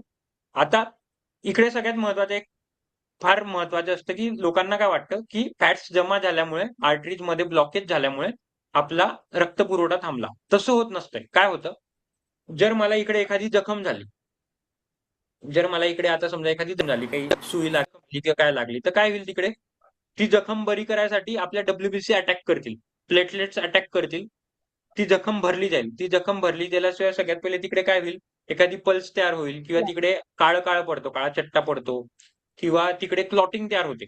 जर बघितलं असेल रक्त निळं पडतं आपण म्हणतो एखादी मुक्का मार लागला तर रक्त निळं पडतं हाडाला सूज आली तर रक्त निळं जखम झाली तर प्रॉपर क्लॉटिंग होतेच गुठळ्या बनतात रक्ताच्या. तसंच काय होतं जेव्हा आपल्या चुकीच्या ज्या काही गोष्टी असतात चुकीच्या त्या धमन्यांमध्ये जेव्हा हे जे प्लाक तयार होतात तर या प्लाकला रिपेअर करायसाठी आता शरीर तर बिचारा ऑब्व्हियसली जिथे काही प्रॉब्लेम येईल तिथे रिपेअरिंगसाठी डब्ल्यूबीसी प्लेटलेट्सला पाठवेल. त्या रिपेअरिंग करायसाठी तो काय करतो प्लेटलेट्स पाठवतो. प्लेटलेट्स काय करतो त्या प्लाकला काढायचा प्रयत्न करतो. प्लाकला काढायच्याने आणि प्लेटलेट्स फुटतात तिकडे गुठळ्या तयार होतात. जसं आपली रक्ताची गुठळी तयार होते तिथे प्लेटलेट्स तिथे रिपेअर झाला एक गुठळी तयार करतो आणि ते प्लेटलेट्स फुटतात. त्या प्लेटलेट फुटल्यामुळे ते आपल्या आर्टरीत जे म्हणतात आपल्या की आर्टरी ब्लॉक झाले कारण तिकडे प्लेटलेटच्या गुठळ्या बनल्या फॅटच्या गुठळ्या नव्हे. खूप गैरसमज असतो आपल्याला काय वाटतं की कोलेस्ट्रॉल जमा झालेलं आहे. कोलेस्ट्रॉल जमा झाल्यामुळे तिकडे रक्ताची गुठळी बनते कारण तिकडे डब्ल्यूबीसी काम करायला गेलेलं असतं तो बिचारा आपल्या एरवी काम करतो. म्हणजे त्याला तुम्हाला सोप्या भाषेत सांगतो जसं पंख्याचं उदाहरण दिलं शेताचं उदाहरण दिलं तसं आपल्या जेव्हा गटारीत जेव्हा आपली गटर ब्लॉक होते किंवा एखादी पाप ब्लॉक होतो तर आपण काय करतो गटर साफ करतो. जो आपला गटर साफ करणार आहे तो गटर साफ करतो. तर तो त्याचं काम करत असतो. पण इथे गडबड काय होते की गटारातला साफ जो करणारा असतो तो गटरीतच जाऊन बसतो. त्याच्यामुळे जो कचरा असतो त्याच्याने पाणी ऑलरेडी ब्लॉक झालेलं असतं आणि तो जो माणूस गटरीत जाऊन बसला त्याच्याने अजून गटर ब्लॉक झालं. हम्म. पण माणूस हा बिचारा त्याचं काम करतोय. त्याचं काम होतं गटर साफ करणं, तो त्याची गटर साफ करतोय. पण आपल्याला काय वाटतं की गटराईतल्या कचऱ्यामुळे झालेलं आहे. तसं नसते. गटराईतला कचरा हा माणसाला यायला भाग पाडतो. पण मग त्यासाठी काळजी काय घ्यायची असते? गटरात कचराच द्यायचा नसतो. तर सगळ्यात पहिले त्याला प्लाक रप्चर म्हणतात. प्लाक रप्चर झाली की तिकडे डब्ल्यूबीसी क्लॉटिंग म्हणतात आणि तिकडे धमनी ब्लॉक होते आणि मग तिकडे एक अटॅक येऊ शकतो. ही पहिली गोष्ट. दुसरी गोष्ट म्हणजे आता हे आहाराबद्दल सांगितलं, कोलेस्ट्रॉल. दुसरं म्हणजे आता आपली लाईफस्टाईल. बीपी हा का लाईफस्टाईल डिजीज आहे ते मी सांगतो. जे काही आपण विचार करतो, जे काही आपण निगेटिव्ह वगैरे करतो, जे पण काय करतो, आपल्या ब्लड व्हेसल हे सगळं आकुंचन म्हणजे कंप्रेशन आणि हे होत असतं, रिलॅक्स होत असतात. कंप्रेशन रिलॅक्स होत असतात. आता आपण नळातलं आपल्या कूलरमध्ये पाणी टाकतो किंवा जो आपला नॉर्मल गार्डनमध्ये पाणी टाकतो, तो पूर्ण पाणी तो जो पाईप असतो तो पूर्ण फ्लेक्सिबल असतो, पूर्ण फोल्ड होत असतो. तुम्ही जर केला तर हात जर पाईप जर टाईट झाला तर काय होईल? माझं कळालं, उदाहरण कळालं, मी परत सांगतो. जो आपला फ्लेक्सिबल रबरचा पाईप असतो त्याला आपण गार्डनमध्ये पाणी देतो किंवा कूलरमध्ये पाणी भरतो, जो नॉर्मल पाईप असतो पीव्हीसीचा तो पूर्ण फ्लेक्सिबल असतो, मोडेबल असतो तो. बरोबर, त्याला मॉड्युलर प्रॉपर्टी म्हणतात. तो पूर्ण मॉड्युलर असतो. त्याच्यामुळे काय असतं, पाणी कुठे पण काय झालं, कधी कधी नळी आपली दाबली जाते तरी पाणी बारीक धारीने जातं. कधी कधी एकदम फोर्स असला तर पूर्ण फोर्सने. म्हणजे त्याच्यामध्ये आकुंचन पाहिजे आणि कंप्रेशन पाहिजे, त्याच्यामध्ये ताकद असते त्या पाईपची. म्हणून तो रबरचा पाईप असतो. तो स्टीलचा पाईप नसतो, रबरचा असतो. तशीच आपली ही जी धमनी असते, आर्टरी असते, ही काय असते, ही पण अशी कंप्रेशन आणि ही आकुंचन कंप्रेस होत असते. फ्लेक्झिबल. आता काय होतं, जेव्हा आपण आपल्या मनात विचार येतात, झोप होत नाही, वेगवेगळ्या निगेटिव्ह येतात, तेव्हा हिचं जे कंप्रेशन आणि रिलॅक्सेशनची जी प्रॉपर्टी असते ती कमी होऊन जाते. कमी म्हणजे कमी ही होते. कठोर बनते हो, किंवा कडक त्याला होते. काय शब्द म्हणाल तुम्ही, त्याची इलॅस्टिसिटी कमी होते. इलॅस्टिसिटी कमी हम्म. झाल्यामुळे काय होतं की ती जे अशी हार्ट. कमी जास्ती होत असते ती आता होत नाही. मग काय होतं, जेव्हा एकदम कधी रक्त पुरवठा आपल्याला पाहिजे असला, मी तुम्हाला पैसे उधार द्यायची सांगितलं होतं की एकदम आपल्याला इमर्जन्सी आली, तुम्हाला पळायला लावलं किंवा तुम्हाला जिने चढले किंवा जिम मध्ये आता अटॅक येत आहे किंवा रात्रीत जे अटॅक येतात तेव्हा आपल्याला जास्ती रक्त पुरवठा पाहिजे असतो. तर रक्त पुरवठा व्हायसाठी काय पाहिजे, आर्टरीला फुगायला पाहिजे. फ्लेक्झिबल. पाईपात फोर्स हा आला तर पाईप फुगायला पाहिजे ना. पण आता काय झालंय, हा. त्याची ती कंप्रेशन आणि इलॅस्टिसिटीची प्रॉपर्टीज कमी झालेली आहे, कारण तो ते करूच शकत नाही. आणि मग ते एकदम कडकपणा जो रक्त पुरवठा आला ते ओढू शकत नाही आणि मग अटॅक येतो. attack होतो. आणि फ्लेक्झिबिलिटी समजलं? पाहिजे. तस तसंच उलट होतं. तसं आता जसं आपण नळाला कधी कधी नळाची बेंडवरती कुठे कुठे नळ आपली पाईप ब्लॉक होऊन जाते, तर मग काय होते, बारीक धाळ होते. तसेच पण परत हे आकुंचन आणि हे केल्यामुळे काय होतं, जिथे आपल्याला आवश्यकता असते रक्त शांत व्हायचं, म्हणून जे बीपीचे पेशंट असतात ते सतत अग्रेसिव्ह असतात, चिडचिड करत असतात, कारण ते कधी शांत होऊ शकत नाही, कारण त्यांची आर्टरी शांत होऊच शकत नाही. म्हणजे रक्त पुरवठा हा कमी होऊच शकत नाही, कारण त्यांची आकुंचन आणि कंप्रेस करायची जी ताकद असते ती संपून गेलेली असते. म्हणून जे बीपी असतात ते नेहमी हायपर असतात, अग्रेसिव्ह असतात, भांडणं जास्ती होतात घरात, काही बोलल्याने लवकर राग येतो, कारण त्यांचं रक्त हे रक्त आपल्याला कमी करायचं असतं ना, ते रक्त कमी होतच नाही, कारण ती पाईप कधी दाबली जातच नाही. हे दोन कारण असतात. आपल्याला आतापर्यंत एकच कारण माहित होतं तुम्हाला, किती गुठळी तयार होते, अटॅक येतो, फॅट जमा होतो, कोलेस्ट्रॉल होतो. पण दुसरं सगळ्यात महत्वाचं कारण म्हणजे 70 ते 80% अटॅक हे या दुसऱ्या कारणाने होतात. ही जी धमनी असते स्टिफ झालेली असते, त्याला स्टिफनेस म्हणतात. ठीक आहे. तर हे होतं आपल्या विचारांमुळे, आपल्या लाईफस्टाईलमुळे, म्हणून याला लाईफस्टाईल डिजीज म्हणतात. डायबिटीसला पण लाईफस्टाईल डिजीज म्हणतात. अच्छा, एक सगळ्यात महत्वाचं, थायरॉइड हा लाईफस्टाईल डिजीज नव्हे. थायरॉइड हा ऑटो इम्युन डिजीज आहे. थायरॉइड हा कधीही जर तुम्हाला कोणत्याही डॉक्टरने सांगितलं की थायरॉइड हा लाईफस्टाईल डिजीज आहे, तर तो चुकीचं सांगतो. थायरॉइड हा ऑटो इम्युन डिजीज असतो. लाईफस्टाईल चुकली तर ऑब्व्हियसली थायरॉइड तुम्हाला म्हणजे लवकर होईल, पण थायरॉइड हा ऑटो इम्युन डिजीज आहे. आता ऑटो इम्युन म्हणून जर बघत असाल तर थायरॉइड हा जास्ती महिलांना होतो, पुरुषांना होत नाही. कारण ऑटो इम्युनच्या ज्या काही व्याधी असतात त्या सगळ्या महिलांनाच असतात. परत बीपी वरती येतो, फक्त एक उदाहरण सांगितलं. म्हणून याला लाईफस्टाईल डिजीज का म्हणतात, कारण ह्या दुसऱ्या कारणाने होतात. आपल्या ज्या धमन्या असतात ते स्टिफनेस झालेले असतात, त्याच्यामुळे. परत माझं इथे तेच आलं, म्हणून मेंदूवरती काम करणं खूप महत्वाचं आहे. लोक काय करतात, कार्डिओ खूप जास्ती करतात, खूप जास्ती घाम गळतात, की हृदय कंपिंग जास्ती, पंपिंग हे वगैरे, हे सगळ्या गोष्टी होतील. पण जोवर तुमचा मेंदू शांत होणार नाही, विचारणे, तो स्टिफनेस कमी होणार नाही. हे खूप महत्वाचं आहे. आणि हे स्टिफनेस वगैरे, इलॅस्टिसिटी जेव्हा आपण आपल्या आर्टरीजची फ्लेक्सिबल ठेवत नाही, तोवर हृदय आपलं काम करूच शकणार नाही. हृदयाला माहिती असतं की केव्हा 180 ठोके ठेवायचे आणि केव्हा 60 ठोके ठेवायचे. आता नॉर्मल सगळ्यांचे बघितले तर 70 ते 75 ठोके चालतात, पण आपलं हृदय हे 170 ठोक्यापर्यंत सहज जाऊ शकतं आणि आपल्याला न कळत म्हणजे हा हृदय ठोकतं एवढं कळतं, पण म्हणजे न काही साईड इफेक्ट होता आपलं हृदय पोहोचू शकतो. पण ते केव्हा, जेव्हा आपली स्टिफनेस नसेल तेव्हा. आता हे आपली स्टिफनेस हळूहळू एवढ्या होत आहे की मग अटॅक होतात. म्हणून जिम मध्ये अटॅक येतात. रात्री काय अटॅक होतात कारण झोप येत नाही. आणि रात्री जसं मी सांगितलं होतं की आपल्या सर्केडियन रिदमनुसार हार्टचं काम सगळ्यात जास्ती चालू असतं पंपिंगचं. आणि परत पंपिंग चालू असताना तो पाईपच तुमचा नीट नाहीये, तो कंप्रेस आणि ते होतच नाही. हृदय तर बिचारा कंप्रेस म्हणजे हृदय कंप्रेशन होतोय, हृदय आकुंचन पण पाहतोय, पण हृदयातून जो रक्त होतोय ते कंप्रेस होत नाही. त्याच्यामुळे रात्री 3:30-4 वाजता सगळ्यात जास्त अटॅक येतात. त्याच्यामुळे जिम मध्ये अटॅक येतात. त्याच्यामुळे खेळताना आता क्रिकेटर्सला अटॅक येतात. त्याच्यामुळे गरबा खेळताना अटॅक येतात. वॅक्सिन वगैरे ते सगळं कारण आहेत. पण मेन कारण हे. और कुछ?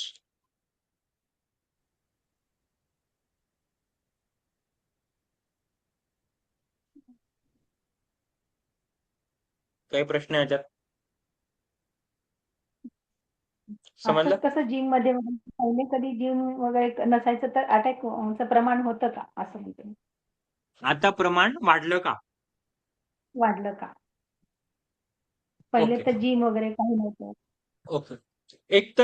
एकतर सगळ्यांना माहितीच असेल म्हणजे आता ऑब्व्हियसली पहिले तर नुसतं बोलायमध्ये गोष्ट होती, पण आता डिक्लेअर झालं म्हणजे आता मीडिया वगैरे सगळं डिक्लेअर पण झालं की एकतर ज्यांच्याकडून म्हणजे जे फायझर वगैरे त्या सगळ्या ज्या व्हॅक्सिन घेतलेल्या आहेत त्याच्यामुळे परत त्याच्यामध्ये पहिला प्रकार आता पहिला आपण काय बघितलं की रक्ताची गुठळी तयार होते. रक्ताची गुठळी तयार झाल्यामुळे ब्लॉकेज होतात आणि अटॅक्स वाढतात. तर ते टाईप 1 मध्ये म्हणजे पहिल्या प्रकारामध्ये. तर ज्यांच्याकडून व्हॅक्सिनची वगैरे म्हणजे आता रिसेंटचं जे तुम्ही म्हटलंय मला म्हणून मी सांगतोय की रिसेंटमध्ये काय होत आहे की व्हॅक्सिनमध्ये खूप त्यांना गुठळ्या तयार व्हायला लागलेल्या आहे लॉंग टर्म मध्ये. म्हणून एक टेस्ट मी तुम्हाला सांगतो. हो. ती टेस्ट जेव्हा जेव्हा तुम्ही ब्लड टेस्ट कराल तेव्हा ती सगळ्यांनी करून घ्यायची. त्याला म्हणतात डी डायमर टेस्ट. ती तुमची रक्ताची गुठळ्या किती होतात ती चेक करते. म्हणून जेव्हा जेव्हा ब्लड टेस्ट करते तेव्हा डी डायमर टेस्ट ती करूनच घ्यायची. त्याच्यात लिपोप्रोटीन नावाचे हार्मोन असते. तर डी डायमर हे चेक करते की तुमच्या रक्तात गुठळ्या आहे का. तर ती जर 4 ते 5च्या वरती आली तर थोडं अलर्ट राहायचं की आणि खास करून ज्यांनी व्हॅक्सिन घेतलेली त्यांनी डी डायमर टेस्ट ही करायलाच पाहिजे जेव्हा जेव्हा आपण नॉर्मल ब्लड टेस्ट करतो तेव्हा. तर जेव्हा जेव्हा रक्ताच्या गुठळ्या होतात तेव्हा डी डायमर टेस्ट तुम्हाला सांगून देईल की रक्ताची गुठळी झालेली आहे शरीरात. मग ती कुठे पण असू शकते. हार्टमध्ये असू शकते, कुठे पण असू शकते. तर एक तर त्या की गुठळ्या व्हायला सुरुवात लागलेली आहे. त्याच्यामुळे अटॅक जास्त होत आहे. आणि दुसरं म्हणजे ऑब्व्हियसली लाईफस्टाईल सगळ्यांचीच खराब झालेली आहे. मागच्या 10 वर्षाच्या पहिले आणि आताच्या 10 वर्षामध्ये कम्पेअर कराल मी जास्ती मागे पण जात नाही. 20-25 म्हणजे जेव्हा तुम्ही लहान होते तोवर पण जात नाही. फक्त 10 म्हणजे जेव्हापासून मोबाईल आला किंवा इंटरनेट अनलिमिटेड झालं तेव्हापासून आतापर्यंत खूप लाईफस्टाईल बदलली. आणि लाईफस्टाईल बदलल्यामुळे टाईप 2 म्हणून मी सांगितलं की जे दुसरं आहे याच्या धमन्या आहे याला हे आकुंचन आणि हे कंप्रेस हे करतच नाही. आणि त्याच्यामुळे अटॅक्स काही काहींना वाढायला हे करोना झाले. दादा करोनाची ती टेस्ट तुम्ही ग्रुपवर टाका म्हणजे मग ते सेव्ह राहील माझ्याकडे. हो. हा. आणि जेव्हा हे करोनाची लस म्हणजे वॅक्सिन घेतल्यानंतर जास्त प्रमाण वाढलं. डी डायमर मी टाकलेले ग्रुपवर. हा ते प्रमाण तेच ना लाईफस्टाईल. आणि म्हणून याला लाईफस्टाईल मी परत परत सांगतो बीपी आणि डायबिटीस हे 2 फक्त लाईफस्टाईल डिजीजच आहे. जेवढ्या आपल्या लाईफस्टाईल म्हणजे जे आता आपण करतोय मी जेव्हा तुम्हाला 2 महिन्यात जास्तीत जास्त ओळख देण्याचा प्रयत्न केला की कसं आहार असला पाहिजे, कसं काय असलं पाहिजे. तर ह्या जर गोष्टी राहिल्या ना तर बऱ्यापैकी आपली लाईफस्टाईल नॉर्मल. बाकी एक्स्ट्रा काहीच करायची गरज नाही. एक्स्ट्रा काहीच नाही. पण नॉर्मल आहार सगळ्यात महत्वाचं म्हणजे विंडो मी तुम्हाला सांगितलं. हे जे काही कचरा होतोय, हे ज्या गुठळ्या होतोय, हे शरीराकडे स्वतःची ताकद आहे. प्लेटलेटने का कमी करून हे करून रिपेअर करायची. पण हे झाडू मारायला आपण वेळच देत नाहीये ना. हा सगळ्यात लाईफस्टाईल आपली बिघडलेली. सतत खात राहायचं, सतत तोंडात टाकत राहायचं. पहिले लोकांना अन्न भेटायसाठी मारामारी करायला लागायची. म्हणजे पैशांची गोष्ट नव्हती. गरीब श्रीमंताची गोष्ट नव्हती. पण साठाच मुबलक प्रमाणात होता. किराणा दुकानातून परत परत आता असं सारखं ऑनलाईन मिळायचं नाही. आता जे पाहिजे ते ऑनलाईन येईल. वाटेल तसं तोंडात टाकतो. त्याच्यामुळे कचरा साफ करायला वेळच नाही भेटत आहे शरीराला. वेळ. येस विनाताई. दादा एक प्रश्न आहे. आपण बीपीवर प्राणायाम कसं वर्क करतो याचं कारण काय म्हणजे ऐकलंय की बाबा कॉर्टिसॉल रिलीज करायला प्राणायाम मदत करतं आणि त्याच्यामुळे तो बीपीवर इफेक्ट करतो बरोबर ना? बरोबर हम्म? आहे. पण मग आर्टरीजवर काय इफेक्ट करतं की त्याची फ्लेक्झिबिलिटी वाढवतं का मग प्राणायाम किंवा श्वासाचा अभ्यास जो आपण करतोय तो? आर्टरीजवर काय इफेक्ट करतं? श्वासाने काय होतं, जेव्हा आपण श्वास डीप ब्रिदिंग करतो, मुळात मी तुमचे सगळे प्राणायाम आता जसं जसं गेले ते सगळे डीप ब्रिदिंग मध्येच गेले. हे दोन प्रकारचे श्वसन असतात, एक दीर्घ श्वसन असतं, एक जलद श्वसन असतं. फक्त भस्त्रिका ही जलद श्वसन असते. भस्त्रिका झाली, सुदर्शन क्रिया झाली, हे सगळे तुम्ही नावं ऐकली असतील. ते कपालभाती. मी तुमच्या हा कपालभाती. कपालभाती हे प्राणायाम नव्हे, हा खूप मोठा मिसकन्सेप्शन आहे. कपालभाती ही शुद्धिक्रिया आहे. हा का? कपालभाती हा प्राणायाम नाहीये.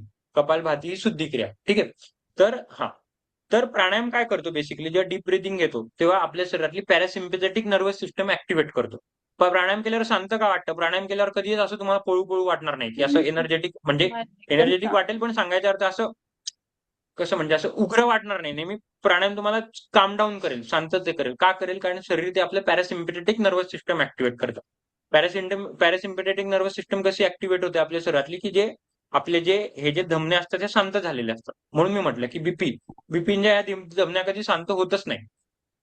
तर प्राणायाम आपल्या काय करतं, ह्या ज्या धमन्या असतात हे शांत करतात. कारण परत ते तुम्हाला दोन ऑप्शन आहे.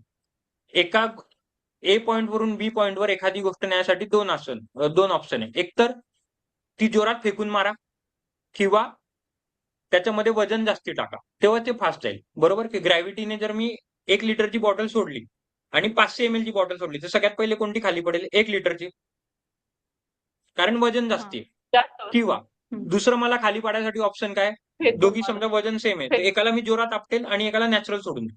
ठीक आहे. आता श्वास काय करतो? श्वासाला जेव्हा आपण मुद्दामून जास्ती जोरात घेतो, जास्ती जोरात सोडतो, तेव्हा धमन्या जास्ती जोरात आकुंचन पाहतात, जेव्हा कंप्रेशन करतात.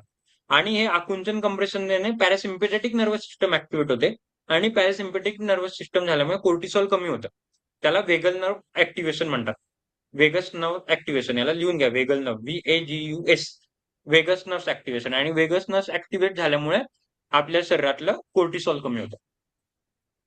आणि एक्झॅक्टली उलट, आता याचं उलट बघा, तुम्हाला मी सांगितलं होतं पॅरासिम्पॅथेटिकचं उलट काय? सिम्पॅथेटिक नर्वस सिस्टम म्हणजे flight and fight mode. Parasympathetic म्हणजे रेस्ट अँड पीस मोड, शांत राहा. आणि त्याचं उलट काय? Flight and fight mode. Flight and fight mode साठी आपण सतत पळत राहू. फ्लाइट, एक तर लढा नाही तर पळा. सापाचं उदाहरण दिलं होतं, आठवतं? त्यासाठी ते काय करेल? कोर्टिसॉल वाढवेल आणि या धमन्या वाढवतील आणि पटकन रक्त पुरवठा पाठवेल. कारण आता तुम्हाला जास्ती रक्त पुरवठा पाहिजे, पण आता जास्ती रक्त पुरवठा यासाठी पाईप तुमचा पहिले एक्सपान्शन व्हायला पाहिजे. पाईप एक्सपान्शन होईल तेव्हाच तर जास्ती रक्त येईल ना. आणि आता जेव्हा तुम्हाला गरज नाही तेव्हा पाईप कूल डाऊन व्हायला पाहिजे. आता मला काहीच गरज नाही, आता तुम्ही शांततेने ऐकताय माझं, तुमचं पाईप कूल डाऊन आहे आरामात असं. आणि हे बीपीच्या, आता ज्या काही बीपीचे असेल, ज्यांना हाय बीपी असेल, ते जरी नॉर्मल शांत ऐकताय तरी त्यांच्यात ते चलबिचल नसतील, पण मनात वेगवेगळे विचार येत असतील. मग असं झाल्याने काय होतं, तसं झाल्याने काय होतं, सतत डोकं चालू असेल. म्हणजे शारीरिक हालचाल पण नसते, पण मानसिक हालचाल पण असते. सतत वेगवेगळे विचार चालू असतात, सतत नाही त्या गोष्टी चालू असतात. तर ह्या सगळ्या या धमन्यांच्या मग स्टिफनेस होते. मग याच्यामुळे काय होतं? पाईप खूप वापरल्या, आपल्याला जसं मी सांगितलं, आपल्या इन्सुलिनच्या वेळेला पण सांगितलं होतं, इन्सुलिन जेव्हा खूप वापरलं जातं तेव्हा पॅनक्रियास थकून जातं एका वेळेला. तसंच जो एखादी कष्टकरी असतो बिचारा, आपला शेतकरी, एवढं शरीराची झीज करतो की त्याला लवकर म्हातारपण येतं, त्याचे हाड लवकर ढासळले जातात, लवकर होतात. तसंच या धमन्यांना बीपीचे पेशंट इतके कंप्रेशन, इतके हे करतात, एवढा त्रास देतात, त्याची स्टिफनेसच कमी होऊन जाते आणि ते काम करणंच बंद पडून जातं. Blood circulation. कालचं सोबत एक प्रश्न, कालचं मनोव्रतचं जे अनुभव आहे, त्याच्यात खूपच म्हणजे आपण खूप वेगळ्या याच्यामध्ये जातो आणि खूप सगळं शांत विचार पण येत नाही, चांगले वाईट चांगलेच येतात, असं का? त्याच्यासाठीच मी तुम्हाला उपवास करायला लावतो. मी तुम्हाला तेच म्हणतो की उपवास वगैरे, येस अर्चना, हा प्रश्न त्याच्यानंतर, उपवास वगैरे मी तुम्हाला वजन वगैरे याच्यासाठी करतच नाही. मी तुम्हाला फक्त 1-2 महिन्यात जेवढी तुमची ओळख करून देतोय शरीराची, की तुम्ही उपवास करू शकता, की तुम्ही खूप ताईंचे मला पहिल्याच दिवशी जेव्हा मी इंटरव्ह्यू घेतो तेव्हा प्रश्न असतो की मनातले विचार कमीच होत नाही, रात्री झोपच येत नाही, सतत निगेटिव्ह विचार असतात. आता 1 दिवस केलं, आले का विचार निगेटिव्ह? तुमच्याकडे तुमचं उत्तर होतं. मी तुम्हाला काही गोळ्या औषध दिलं किंवा काही एखादी 1000-2000ची गोष्ट विकत घ्यायला लावली किंवा जिम लावायला लावली किंवा काही एखाद्या मोठ्या तज्ञाकडे, फॉरेनच्या तज्ञाकडे पाठवलं, तुमच्या शरीराकडे प्रत्येक गोष्टीचे उत्तर आहे. झाडू मारायचं तुमच्याकडे टेक्निक आहे, तुम्हाला मन शांत करायचं, फक्त ह्या टेक्निक आपल्याला माहिती नव्हत्या. त्या दिवशी किती सोपं आहे, काही साईड इफेक्ट झाले, काहीच नाही झाले, देवाचं नाव घेतलं. 11-11:30ला झोप येणारी तर 9:30-10च्या मध्ये झोप आली, तेच सकाळी 5:30ला जाग आली. आणि हे तुम्ही तुमचं केलं, कोणी काही केलं नाही. तुमच्या शरीरानेच काहीच नाही. तुमच्याकडून करून घेतलं. हेच जर विचार केलं, हेच जर दररोज केलं, तर किती बरं होईल. ऑब्व्हियसली पूर्ण उपवास खूप होणार नाही, छान. पूर्ण मौन नाही होणार, पण दिवसातून 2 तास तर होईल, दिवसातून 3 किंवा दररोज नाही झालं, आठवड्यातून 1 दिवस तर होऊ शकते किंवा आठवड्यातून 1 दिवस पण नाही झालं, महिन्यातून 2 दिवस तर होऊ शकते, एक चतुर्थी, एक एकादशी. आज माझी मुलगी आली ना, तिला सगळं दाखवलं ना, सगळं माहिती पूर्वत थोडी-थोडी. तर म्हणजे आठवड्याला एकदा करत जा. तू अजून पूर्वत होऊन जाशील. तुझ्या दुखण्यातून, तुझ्या मानसिक दृष्ट्यातून सगळं तू रिकव्हर होशील. आणि हा पहिल्याच अनुभवाने मला एवढं छान वाटलं. तर आठवड्याने केलं तर चालेल का मी? असं म्हणते. विचार करा, मी दर रविवारी करतो. म्हणजे जर वर्कशॉप नसेल तर मला किती मस्त वाटत असेल. काय कुठली दर गोळी दर घ्यायची गरज नाही आणि कुठलंच काही करायची गरज नाही. दर दादा गुरुवारी बोलू करायचा काय? विचार. अनुभवावरती येऊ. मी अर्चनाताईंचा एक प्रश्न घेतो, मग सगळ्यांच्या अनुभवावरती येऊ. ओके ओके हा. मी एकच मिनिट. दर हा. गुरुवारी मी केलं तर चालेल का दादा? या गुरुवारी करा तुम्ही, पण पुढच्या एवढं बॅक टू बॅक नका करू, म्हणजे उपवास नका करू बॅक टू बॅक, अशक्तपणा येईल. आणि दुसरी गोष्ट म्हणजे मौन पुढच्या केलं तर पुढच्या गुरुवारी म्हणताय का? पण मग आजचा पुढच्या गुरुवार गेला. गुरुवारी तुमचं व्याख्यान वगैरे, म्हणजे आता आपले लेक्चर वगैरे जातील ना, माझं हे राहील लेक्चर तर तो मिस होईल हो. वगैरे. एक एखाद काम दिवशी करा, रविवार बघेन. टू रविवार करत जा. रविवार टू रविवार मौन करत जा, उपवास लगेच करू नका. मी ते तुम्हाला सांगेल कसं करायचं ते. उपवास सतत करू नका, कारण तुमच्या सगळ्यांच्या गोळ्या चालू असतात वगैरे. माझ्यासारख्यांना चालतं, पण तुम्ही नाही करायचं. पण खूप सुंदर अनुभव असतो. म्हणजे अजून मी अनुभवाची स्टार्टिंग केली पण नाही, तुम्हाला विचारले पण नाही. आता सोबत्यांनी सांगितलं त्यांचा अनुभव म्हणून, पण मी आता सगळ्यांचे अनुभव घेईल ना, इतकी इतकं इन्स्पिरेशन मिळतं आणि इतकी जादू आहे ना ती. आणि ती जादू तुमच्यामध्येच आहे, तुम्ही काही केलं नाहीये. खूप आणि मस्त सगळं असतं. आपण डोक्यापासून पायापर्यंत रिकव्हर होतो असं मला जाणवलं. म्हणजे खूप खूप मस्त छान होतं, खूप अनुभव. मस्त. अहो ताई, मी तुम्हाला सांगेन, एवढ्या त्यांच्या इतक्या इतक्या व्याध्या बरोबर झाल्या ना, थायरॉइड बीपी रिव्हर्स झालेले आहे याच्याने. फक्त लाँग टर्म वरती 3 महिने 4 महिने करायचे. आणि प्रॉब्लेम काय माहितीये का, आपल्याला मेडिकल सायन्स झालं की असं या छोट्या छोट्या गोष्टी आपल्याला विसरायला भाग पाडल्या आणि आपण पण विसरलो. आपले पूर्वज ह्या सगळ्या गोष्टी करायच्या, उपवास करायचे, मौन करायचे. मौन करायला तर आपले पूर्वज पण विसरले. त्याच्या पहिलेचे जे खूप होते, म्हणजे जवळजवळ 100 वर्षा पहिले, 150 सगळे मौन करायचे. त्यांच्या पंचेंद्रियांवरती सगळ्यांचा ताबा होता. आपण तो सगळं विसरलो. खूप सोपं उत्तर आहे. हो. मला तेच तुम्हाला फक्त जिवंत करून द्यायचं. म्हणून मी वर्कशॉपमध्ये म्हणतो, की मला उलट्या अशा ताई पाहिजे, की ज्यांच्याकडून आसनं होणार नाही, ज्यांच्याकडून हातपायांची हालचाल होणार नाही. मला त्यांच्याशी मदत करायची आणि त्यांच्याशी मग मी अशा छोट्या-छोट्या गोष्टींनी मदत करतो. आसनं तर सगळेच शिकवतात. योगासनं तर सगळेच शिकवतात. बरोबर. येस अर्चना मला ताई. ऐकायच्यातच एवढं छान वाटलं. मस्त. सुभाताई, हां, मी व्हेरी येतो गुड. सगळ्यांसाठी. अर्चनाताईंचा प्रश्न विचारून घेतो. मग आपण डिटेलमध्ये करूयात चर्चा. व्हेरिगो वेन्सचा जो त्रास होतो पायांच्या नसा, व्हेरिगो वेन्स, कसला ताई? Varicose Wien. व्हेरिगो, हा, व्हेरिगो वेन्सचा मला पण आहे त्रास. माझ्या पण नसा जे हिरव्या निळ्या झाल्यात. तो एक्झॅक्टली कशा बनवतो, आणि मी त्याच्यावरती कुठलंही ॲलोपॅथीचं औषध तर नाहीये. त्याला आपण काहीतरी स्टॉकिन्स वगैरेच घालावे लागतात किंवा असं काही. व्हेरिकोज वेन हा मोस्टली, म्हणजे व्हेरिकोज वेन एक तर ही फिजिकल डिफॉर्मिटी मध्ये येतो. याला फिजिकल डिफॉर्मिटी मध्ये म्हणतात. आणि दुसरी गोष्ट म्हणजे हा विरुद्ध आहारामुळे होतो. विरुद्ध व्हेरिकोज वेन. तर जेव्हा आपला आहार विरुद्ध होतो आणि त्याच्यासोबत आपल्या जसं म्हणतात त्याला फिजिकल डिफॉर्मिटीज आहे. फिजिकल डिफॉर्मिटीज चुकतात आपल्या, म्हणजे बटणं उष्णत वगैरे चालतं किंवा काही वगैरे. त्याच्यामुळे आपले व्हेरिकोज वेन, म्हणजे व्हेन्स जे असतात, आपल्या आर्टरी जे असतात, त्या निळ्या पडायला लागतात. तिथे अशुद्ध रक्त साचायला लागतं. म्हणून व्हेरिकोज वेनमध्ये पंचकर्मामध्ये तुम्ही बघितलं असतं, पंचकर्मामध्ये एक रक्तमोक्षण म्हणून एक क्रिया असते. हम्म. त्याच्यामध्ये एक किडा किडा लावतात, तो असतो. किडा रक्त प्यायला लावतात. हम्म. जर बघत असेल तर ती व्हेरिकोज वेनसाठी चांगली ट्रीटमेंट असते. का? तर ते अशुद्ध रक्त असतं सगळं, आणि अशुद्ध रक्त का होतं? विरुद्ध आहारामुळे होतं. आणि विरुद्ध आहार का होतं? आपण हे छोट्या-मोठ्या गोष्टी चुकीच्या खातो त्याच्यामुळे. पण ती ट्रीटमेंट घेतलेली चांगली का? म्हणजे ते आपण त्या हे लावतो त्याला, कोणतं काय म्हणतात त्या किड्याला, जळू. जळू. जळवा, हा, जळू लावतो. मग त्याच्यानं ती रिकव्हरी होते. होते. सीमाताई अर्ध्या डॉक्टर झाले का सीमाताई? मला घरात सीमाताई सगळं अर्ध्या मिळते डॉक्टर. ना. माझ्या घरात MD Ayurvedic, I specialist, child specialist सगळे भरले आहेत. त्याच्यामुळे सगळं नॉलेज. दादा, मला फक्त ताईंच्या प्रश्नाचं एकच उत्तर देते, अर्चना ताईंचं, की 2 प्रकारे हे होते. अशुद्ध रक्त काढल्या जाते. एकदा जळू लावला जातो आणि आपल्या इथं ज्या व्हेन्स असतात अशुद्ध रक्ताच्या, तिथे सुद्धा हे लावून, म्हणजे नळी लावून ते पण इथून पण काढतात. म्हणजे मी नेहमी काढते. वर्षातून एकदा मी इथून काढते. तर याच्यामध्ये दोन गोष्टी आहेत. परत मी तेच सांगितलं, गटरच्या उदाहरणावरती जाऊ.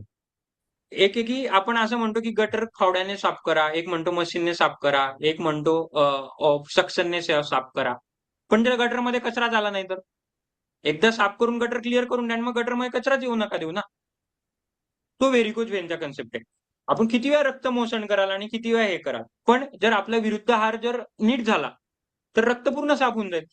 व्हेरिकोज व्हेन हा कितीतरी विरुद्ध हार नॉर्मल झाल्याने सगळ्यांचे कितीतरी बरे झालेले आहे, असं ऐकलेलं आहे. तर व्हेरिकोज व्हेनचं हे सगळ्यात महत्वाचं कारण असतं. तो आणि वात, ज्यांना ज्यांना वात आहे, हे दोन कारण विरुद्ध हारामध्ये होणार म्हणजे होणारच आहे. वात, आमवात, संधिवात किंवा जर तुम्हाला ऐकलं असेल आंबट खाल्ल्याने मग अहूळपथ्य होतात, दही खाल्ल्याने वगैरे हे सगळं. हा सगळं विरुद्ध आहारामुळे होणार. तर ह्या सगळ्या गोष्टींना मी तुमच्याकडून करून घेईल. म्हणजे एक एक एक एक आणि ह्या करून घेतोय. काही गोष्टी तुम्हाला मी शास्त्र सांगत पण नाहीये, काही सायन्स सांगत पण नाही, काही सांगायला माझ्याकडे वेळ पण नाहीये. काही अशा गोष्टी आहे की ते खूप टिपिकल सायन्स आहे, त्याच्यामुळे मी तुम्हाला सांगू पण शकत नाही. पण मी त्याकडून सगळ्या गोष्टी करून घेतो आणि जे तुम्हाला वाटेल की हे दादा काय सांगतोय, नॉर्मल चालायला काय लावतोय, नॉर्मल लिहायला काय लावतोय, नॉर्मल बोलाय असं काय करायला लावतोय असं वगैरे. पण प्रत्येक गोष्टी सायन्स आहे. मी प्रत्येक गोष्टी तुमच्यापर्यंत पोहोचूच नाही शकत आहे. म्हणून आता 1 महिना पण करेल. त्याचं जे मी ऍडव्हान्स मध्ये पण सांगतो ते प्रत्येक गोष्टीत सायन्स असतं, बारीक बारीक छोटंच असतं. समोरचा जर असा तिसरा व्यक्ती जर आला, तुमच्याकडे पाहुणा आला आणि तो जर हा रेकॉर्डिंग ऐकत असेल, तर तो आपल्याला वेड्यात काढेल की हा काय सांगतोय मौन करायला आणि त्याच्याने कसं काय काही होईल, किंवा हा काय सांगतो लिखाण करायला, किंवा हा काय सांगतो चालायला वगैरे, पण कसं काय होईल. पण आता तुम्ही कुठेतरी स्वतः ते तुमच्यामध्ये बदल घडवताय, पण त्याच्यासाठी तेच विज्ञान माहित पाहिजे. त्यांना ते विज्ञान माहित नसतं. आणि मेडिकल सायन्सने कम्प्लीट आपल्याला हरवून दिलेलं आहे. गोळ्यांच्या याच्या खाली, हे सगळ्या खाली आपल्याला एवढे इल्युजन्स मध्ये ठेवलेलं आहे की हेच करा, तेच करा, तेच करा. पण गोष्टी खूप सोप्या आहेत.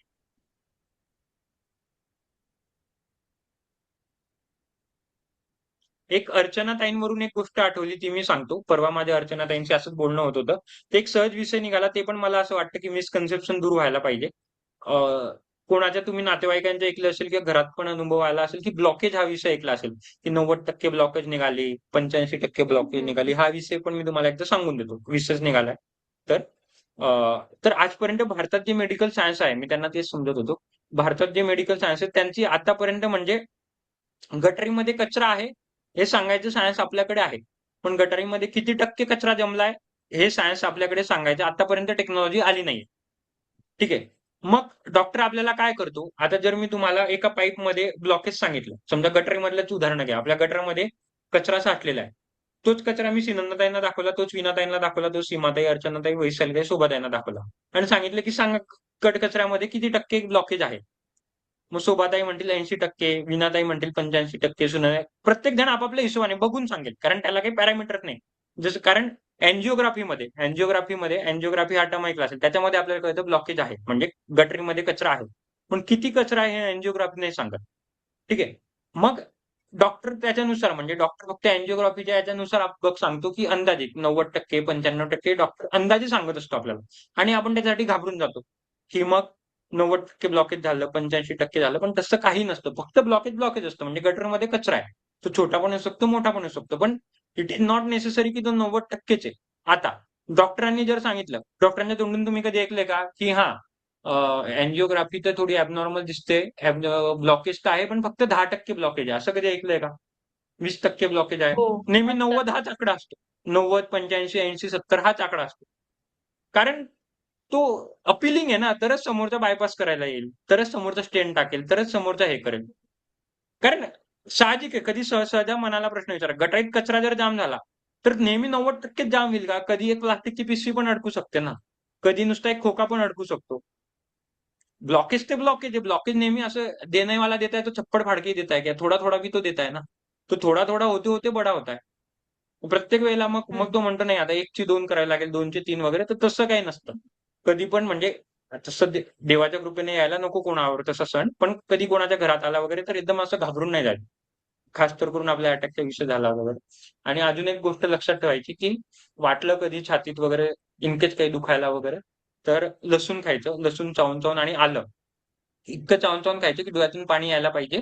आणि आपण सकाळी रॉकिंग करतो ना, रॉकिंग करताना कसे पाय फोल्ड करून बसतो, तसं वज्रासनामध्ये पाय फोल्ड करून बसायचं, जोवर पुढची मेडिकल इमर्जन्सी मिळत नाही तसं.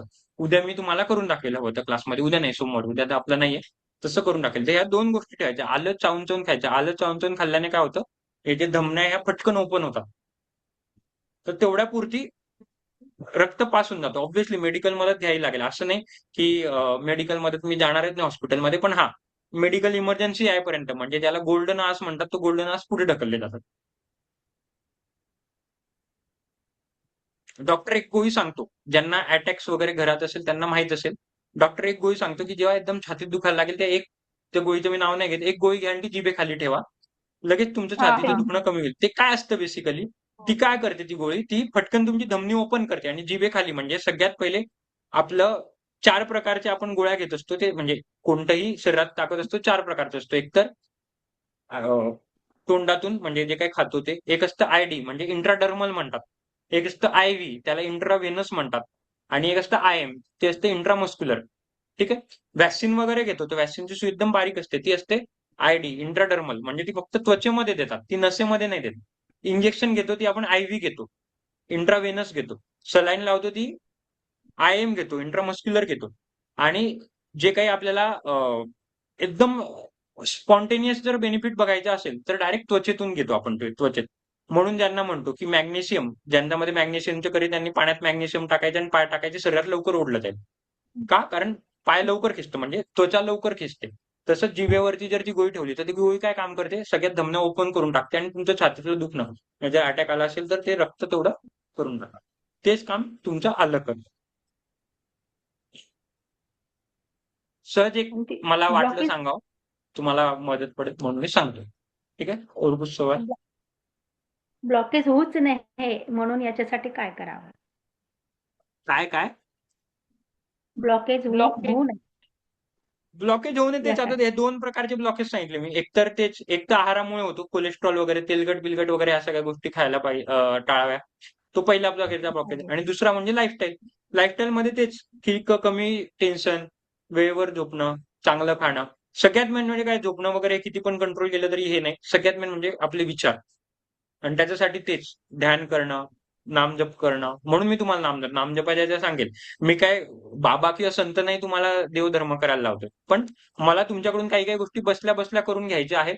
म्हणून मी तुम्हाला माझे अल्टिमेटम आहे तुमच्या मनातले विचार कमी करायचे. मग ते सामदाम दंडभेद मला धर्म म्हणजे अध्यात्म पण करावी लागले किंवा काय पण करावं लागलं तर ते मी तुमच्याकडून करून घेतो. तर सगळ्यात मेन म्हणजे विचार. विचार जर केले तर लाईफस्टाईल जे तुम्हीच तो प्रश्न विचारला होता की मागच्या 10-15 वर्षात का आपल्या होतात. पण टेन्शन खूप वाढलेलं आहे.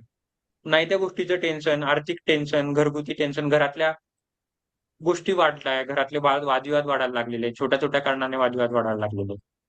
तर ह्या गोष्टींपासून दूर राहिलं तर ऑटोमॅटिक लाईफस्टाईल डिसीज कमी होतील आणि अटॅक्स कमी होतील. अटॅक्स कमी काय मुळात बीपीच होणार नाही किंवा बीपी नॉर्मलमध्ये राहील. बरोबर. Same with diabetes.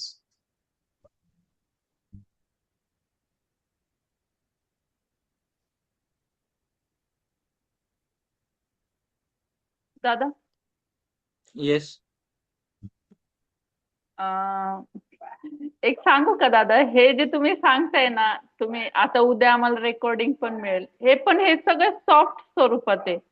समजा इन फ्युचर आमच्याकडे म्हणजे लिंक राहतील न राहतील, मला असं वाटतं की ना याचं एक तुम्ही पुस्तक म्हणजे प्रकाशन केलं पाहिजे, की हे जे स्टोरिंग आहे ना हे आमच्याकडे म्हणजे एकदम लाईफ टाईम असलं पाहिजे दादा. जेव्हा आम्हाला वाटलं ना की बाबा हा म्हणजे आम्ही उघडून पाहू शकतो आणि पुस्तकं राहतात. हे जे डिजिटल आहे ना याचं नाही सांगू शकत, मोबाईलचं नाही सांगू शकत दादा. हे जे तुमचे आत्ता आम्ही जे घेतोय ना ते इतकं अनमोल आहे म्हणजे त्याची कुठं हेच नाहीये. असं वाटतं हे आपल्या हातातून निसटून नाही गेलं पाहिजे. हो, मी पण म्हणजे आता लाईफ तेच सांगणार टाईम होती असलं पाहिजे. की काही पुस्तकं सजेस्ट करा नाही तर तुमचंच पुस्तक काढा असं मलाही वाटलं म्हणजे माझ्याही मनात तोच विचार येत होता आता. प्रकाशन करा दादा, प्रकाशन करा याचं. ताई एक खरं म्हणजे पुस्तक तर नक्कीच भविष्यात वेळ भेटेल तर लिहेल म्हणजे ऑब्व्हियसली असायलाच मेन पाहिजे, सजेशन. असायलाच पण पाहिजे. तुम्हाला एक सांगू का? असं असं काही नाहीये की ह्या गोष्टींवर लिखाण झालं नाहीये किंवा ह्या गोष्टीनं मी काही जगातलं असं पहिलं नाही की सांगा. ऑलरेडी खूप लोकांनी सांगितलेलं आहे किंवा ही गोष्ट आपल्याला माहिती आहे. पण मी तुम्हाला तेच सांगतो आपण इतकं इन्फ्लुएन्स होतोय ना. म्हणून मी म्हणतो आपण एवढ्या सगळ्या मेडिकल सायन्समुळे इतकं इन्फ्लुएन्स होतोय इंस्टाग्राममुळे, फेसबुकमुळे, मोबाईलमुळे, टीव्हीमुळे, ऍड्स दाखवल्या जातात. एवढा इन्फ्लुएन्स होतोय, इतकं इन्फ्लुएन्स होतोय ना की ते तुम्हाला विचार करायला तसं भाग पाडतंच, की मी एखादी गोष्ट घेऊ नये तर का घेऊ नये? म्हणजे प्रोटीन घेऊ नये तर का घेऊ नये? मी नेहमी म्हणतो मागच्या 15 वर्षानंतर 20 वर्षा पहिले कोणी विचार केला होता प्रोटीन घ्यायला पाहिजे की नाही? पण ते तुम्हाला म्हणजे माझ्यासारखे असे 10 पुस्तकं तुमच्या समोर पडले असतील, पण ती एक ॲड येईल आणि तुम्हाला विचार करायला भाग पाडेल. हे केव्हा कमी होईल? त्याचं उत्तर पण सांगतो. हे केव्हा कमी होईल? जेव्हा आपले पंचेंद्रिय आपल्यावरती ताबा असेल, पंचेंद्रियांवरती. म्हणजे कोणी काही पण सांगितलं, माझे पंचेंद्रियांवरती माझा ताबा असेल आणि ते पंचेंद्रियांवरती केव्हा ताबा येईल? हा जो आपण अभ्यास करतोय उपवास आणि मौन. त्याच्यामुळे, उपवास, उपवासामुळे. मौन, नामजप. त्याच्यामुळे पंचेंद्रिय म्हणजे कोणी काही सांगो, कोणी किती शिव्या देवो तरी फरक पडत नाही, कोणी कितीही कौतुक करो तरी फरक पडत नाही, कोणी काही ऍड दाखवो किंवा कोणी काही करो तरी फरक म्हणजे विलिप्त होतो. आपण जे कृष्णाने अर्जुनाला 5 घोडे सांगितले होते, ते 5 घोडे आपल्यामध्ये आणले ना, की कोणी काही म्हणजे ना तुम्हाला माझी पुस्तक वाचायची गरज, ना ऍड दाखवायची, कोणाची ऍड ऐकायची गरज. असं तुम्हाला म्हणजे मला सांगायचा अर्थ काय, की ह्या सगळ्या गोष्टी आपल्याला माहित होत्या. उपवास करणं आपल्याला माहित नव्हतं का सांगा? मौन वगैरे सगळ्या गोष्टी सोडा. उपवास करणं आपल्याला माहित नव्हतं. आहार आपल्याला माहित नव्हता, की हे सगळ्या गोष्टी आपल्याला माहित होत्या. सगळ्यांनी ऐकलेल्या आहेत, सगळ्या गोष्ट. पण आपण कुठेतरी विसरून गेलो. आपण श्वासाला ओळखणं विसरून गेलो. आपण आपल्या स्वतःला ओळखणं विसरून गेलो. माझं तेच म्हणणं आहे. या 2 महिन्यात मी तुम्हाला फक्त तुमची ओळख करून देतो. बाकी काही करत नाही. मी तुम्हाला म्हणतो ना, वजन कमी झालं तर ती देवाची कृपा आहे, चांगलं आहे. मी माझ्या परीने प्रयत्न करतो, चांगलंच आहे. पण तुम्ही 2 महिन्यात तुम्हाला पूर्ण ओळखायला लागून जातात. 2 महिने, कोणाला 3 महिने पण लागू लागतात. पण तुम्ही इन अँड आउट ओळखायला लागून जातात. म्हणजे मी माझ्या परीने प्रयत्न करतो, की तुम्हाला पूर्ण ओळख द्यायला, की हां, मी ओळखू शकते. मी माझे विचार कमी करू शकते. मी माझं वजन कमी करू शकते. मी माझा डायबिटीज कमी करू शकते. मी माझ्या BP without taking any medicine. असे तरी नाही. मी तुम्हाला कितीतरी म्हणून मी तुम्हाला म्हणतो व्हिडिओ बनवा. कारण तुमच्या कोणाच्या व्हिडिओने कदाचित भविष्यात कोणाला काय मदत होईल माहित नाही. कदाचित एका ताईने सांगून दिलं, की माझं बीपी रिव्हर्स झालं. त्या ताईंच्या व्हिडिओच्या मी पुढच्या 5व्या-6व्या क्लासमध्ये दाखवलं आणि ज्या ताई बीपीसाठी खूप टेन्शन आहे, की मी 10 वर्षापासून गोळ्या घेते, माझं बीपी नॉर्मलच होत नाही. तर त्यांना फटकन प्रेरणा मिळून जाईल, की हा बीपी नॉर्मल होऊ शकतं. बाकी ते मी त्यांच्याकडून कमी करून घेईल. पण जेव्हा त्यांच्यामधलीच एखादी ताई बोलते, तेव्हा ते खूप होतं. हेच म्हणून मी पुस्तक याच्यासाठी ना, की तज्ञ खूप सांगतो तज्ञ. आज असे डॉक्टर खूप चांगले पण आहेत, की ते खूप सायन्स वगैरे सांगतात. पण म्हणजे दादा तुम्ही जे सांगता ना, म्हणजे एका गोष्टीची दुसरं कसं कनेक्शन. आता थायरॉइडचं कनेक्शन इथपर्यंत आहे. त्याच्यासाठी हे करणं, हे कोणत्याही पुस्तकात एवढं याच्यात नाही. म्हणजे तुमची पद्धत वेगळी आहे दादा. म्हणजे म्हणजे कोणत्या गोष्टीसाठी काय केलं पाहिजे हे फार महत्वाचं. त्याच्यामुळे मी म्हणते, की तुमचं प्रकाशन झालं पाहिजे पुस्तक. एक मिनिट. हा घेऊन. अगं ते कर नाही भविष्यात तुम्ही करू टाळू तसं. नका. टाळू नका दादा. नाही वेळ तर भेटायला पाहिजे तसं मी म्हणजे आता असं लिहित राहतो जे काय आहे ते वगैरे. तर ते मी तसं करतच राहतो. पण आता इतकं आहे इतकं करायला तर पण घेईल करेल पॉइंट्स टेकेन. ऑलरेडी पण मला आले होते भरपूर ताईंकडून हे म्हणजे प्रत्येक वेळेला येतात की तुम्ही डॉक्युमेंट करा ठेवा. पण मग येस प्रत्येक वेळेला मी म्हणतो की येस पॉइंट टेकन. पण तुमचे चॅनल्स आहेत ना दादा, तसं हे पण एक राहू द्या, की बाबा पुस्तक स्वरूपात प्रत्येक जण डिजिटल ऍडिक्टेड असे नसतात ना. काही काही असे जास्त वयाचे ते याच्याशी रिलेट जास्त असतात. हार्ड कॉपीशी, बुकशी रिलेट जास्त असतात. येस नक्कीच पॉइंट टेकन. येस कुणाला प्रश्न नसतील तर अनुभवाकडे यायचं म्हणजे त्याच्याने पण त्या अनुभवातूनच भरपूर उत्तरं मिळतील. हम्म. शोभाताईंकडूनच स्टार्ट करू. त्यांना मी थांबवलं होतं त्यांच्याकडूनच स्टार्ट करूया. काय हा पण कालचा एक मला अनुभव सांगायचं स्टार्ट करायच्या पहिले एक सांगायचं म्हणून कधीही 2 महिन्यात शक्य असेल तर खाडा पाडू नका. कारण कोणत्या लेक्चर मध्ये मी काही सांगून देईल तर मग त्याच्यासाठी कदाचित आसन मिस झालं तर आपण ते अफोर्ड करू शकतो. एखादी चर्चासत्र मिस झालं अफोर्ड करू शकतो. आता बोलता बोलता बघा आता ज्या त्यांना वाटलं असेल की आज तर काय नुसते अनुभवच ऐकायचे पण आता आपली डायरेक्शन दुसरीकडेच चालली गेली. आता त्यांनी रेकॉर्डिंग ऐकली तर ठीक, नाही ऐकली तर उनका लॉस.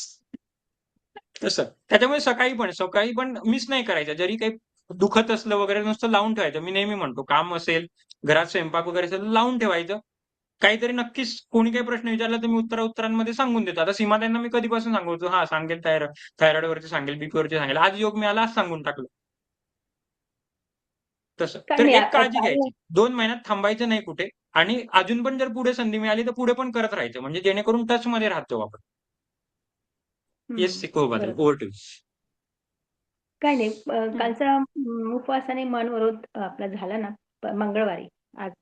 तर माझे मिस्टर मला एवढा बदल तुझ्यामध्ये जाणवतोय खूपच. याचं काय म्हणजे घरातलाच माणूस. मी शांतपणे आपलं रोजचं रुटीन जगत होते. एवढा फरक पडू शकतो का? उपवासाने एवढा फरक पडू शकतो का? मन व्रत फरक पडू शकतो. मौन व्रतामध्ये खूप ताकद असते ताई, खूप ताकद असते. आपण त्याला खूप ग्रांटेड घेतो. मौन घरातच व्रतामध्ये ऍक्च्युली काय होतं, म्हणजे मी नेहमी सांगतो, म्हणून एक मिनिटं मी माझा माईक बंद करून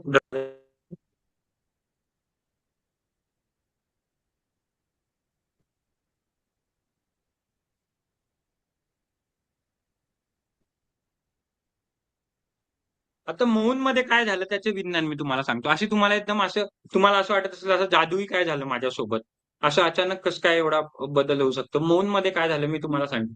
तर मौन मध्ये काय नाही होतं एकच मिनिट. की माझ्या सर थांबा एक मिनिट दादा. हा, माझे मिस्टर म्हणतात तू बदलल्यासारखी वाटते. माझं तर काही बदल नाहीये पण मी रोजच्या सारखीच जगते वागते.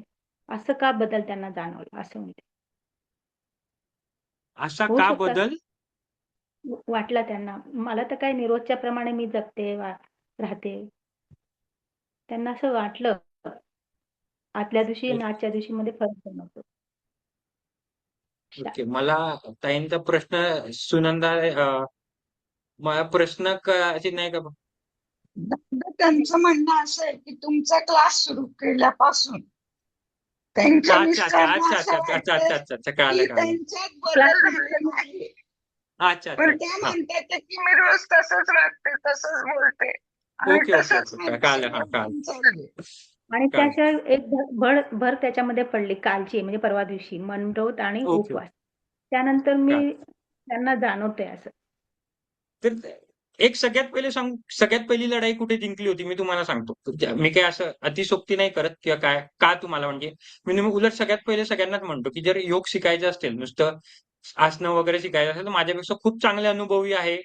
मला पण एवढे काही म्हणजे वय पण जास्ती नाही, खूप चांगला अनुभव आहे. पण एक गोष्ट सगळ्यात पहिले मी सांगू कुठे फरक पडला किंवा कुठे सगळ्यात मेन झाला? उत्तर खूप सोपं आहे. मी तुम्हाला पहिलाच फोन केला जेव्हा वर्कशॉपमध्ये नाही. जेव्हा पहिलं तुमचं बोललो तुम्हाला म्हटलं, की मला तुमचा भाऊ म्हणा किंवा मुलगा म्हणा. तिथे अर्धी लढाई तुम्ही अर्धी तिथेच बरे झाले आणि हेच सगळ्यात सोपं सोल्युशन होतं. बरोबर.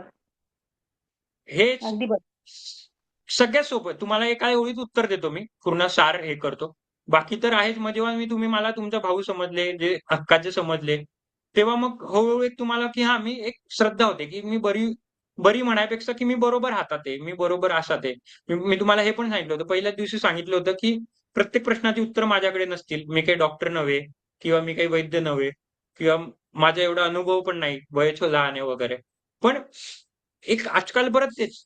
एक अशी गोष्ट आजकाल झालेली आहे ना, की कुठेतरी आपल्याला असं राहिलं नाही कोणी हक्काचं. म्हणजे घरात जरी आपले नातेवाईक वगैरे असतील, मुलं-बाळं वगैरे असतील, तरी त्यांना पण त्यांची लाईफ आहे. म्हणजे काही झालं तर आपल्याला विचार येतो, की मी काय त्यांना फोन म्हणजे दररोज का फोन करून सांगू, की मला असं दुखतं किंवा दाखवलं पण तरी त्यांच्यासाठी ते कुठेतरी युज्ड टू झालं, की हां, होत असेल नाही, होत असेल ना असं वगैरे त्यांच्यासाठी.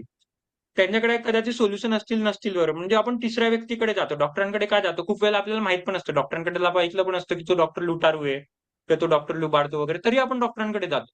कारण आपला मेंदू याच्यासाठीच बनलेला आहे, की मेंदू हा नेहमी दुसऱ्यांकडून सोल्युशन घ्यायसाठी बनलेला आहे. की भलेही ते सोल्युशन दुसऱ्यांनी सांगितलं, ते सोल्युशन आपल्याला माहीत असलं तरी ते आपल्याला दुसऱ्यांनी सांगितलेलं कधी पण हे पडतं. म्हणून मी त्याच्यासाठी पण तुम्हाला तयार करत असतो सबकॉन्शियसली, की तुम्ही दुसऱ्यांच्या ह्याच्यात पडूच नका. प्रत्येक आपल्यामध्ये उत्तरं विचारा, की मला मला का व्याधी होते? मग ती व्याधी मी कशी बरी करू? शरीर बरोबर बरं करून देईल. माझा डायबिटीज मी कसा बरी करू? माझं वजन मी करेल. मेंदू आपला तयार याच्यासाठी झाला, की दुसऱ्यांच्या ऐका. नाही, त्याला आपल्याला ट्रेन करून स्वतःच्या ऐकासाठी ट्रेन करावं लागतं. आणि ते ट्रेन केव्हा होतं? जेव्हा तुम्ही एखाद्या आपल्या व्यक्तींकडून सांगतात. तो जेव्हा सांगतो, की करा. होईल सगळं होईल. नॉर्मल तसं बघितलं तर आसनं पण मी काही ॲडव्हान्स घेतली नाही तुमच्याकडून. असं काही शीर्षासन उलटं-पालटं करून नाही घेतलेलं आहे. की अजून तर प्राणायाम पण नाही चालू केला. पण का बदल जाणवतोय? जे मी सकाळी म्हटलं होतं प्लॅसिबो. बघा प्लॅसिबोचा आता संबंध आला. प्लॅसिबोचं वाचलं असेल. प्लॅसिबोमुळे तुम्हाला ती एक भावना निर्माण होते, की हां, होऊ शकतं, सगळं होऊ शकतं, एवढं कठीण नाही. पण त्याच्याने हळू मग बदल जाणवायला सुरुवात होते. आणि ते बदल सस्टेनेबल असतात सगळ्यात मेन. कारण आपण कुठेही काही गोळी औषधं घेतलेली नाही. आणि मग खूप त्यांचं मी तेच सांगतो. म्हणून मी आता ते आता मला जेव्हा आपले 2 महिने संपतात वगैरे, 3-4 महिन्याने खूप ताईंचा मला कॉल येतो, की आम्ही सगळं ग्रुप वगैरे सगळं करतो वगैरे, पण आम्हाला तुम्हीच पाहिजे. म्हणजे भलेही तुम्ही इन्स्ट्रक्शन द्या, आम्ही करतो वगैरे, पण मग आता वेळेची कमी आहे.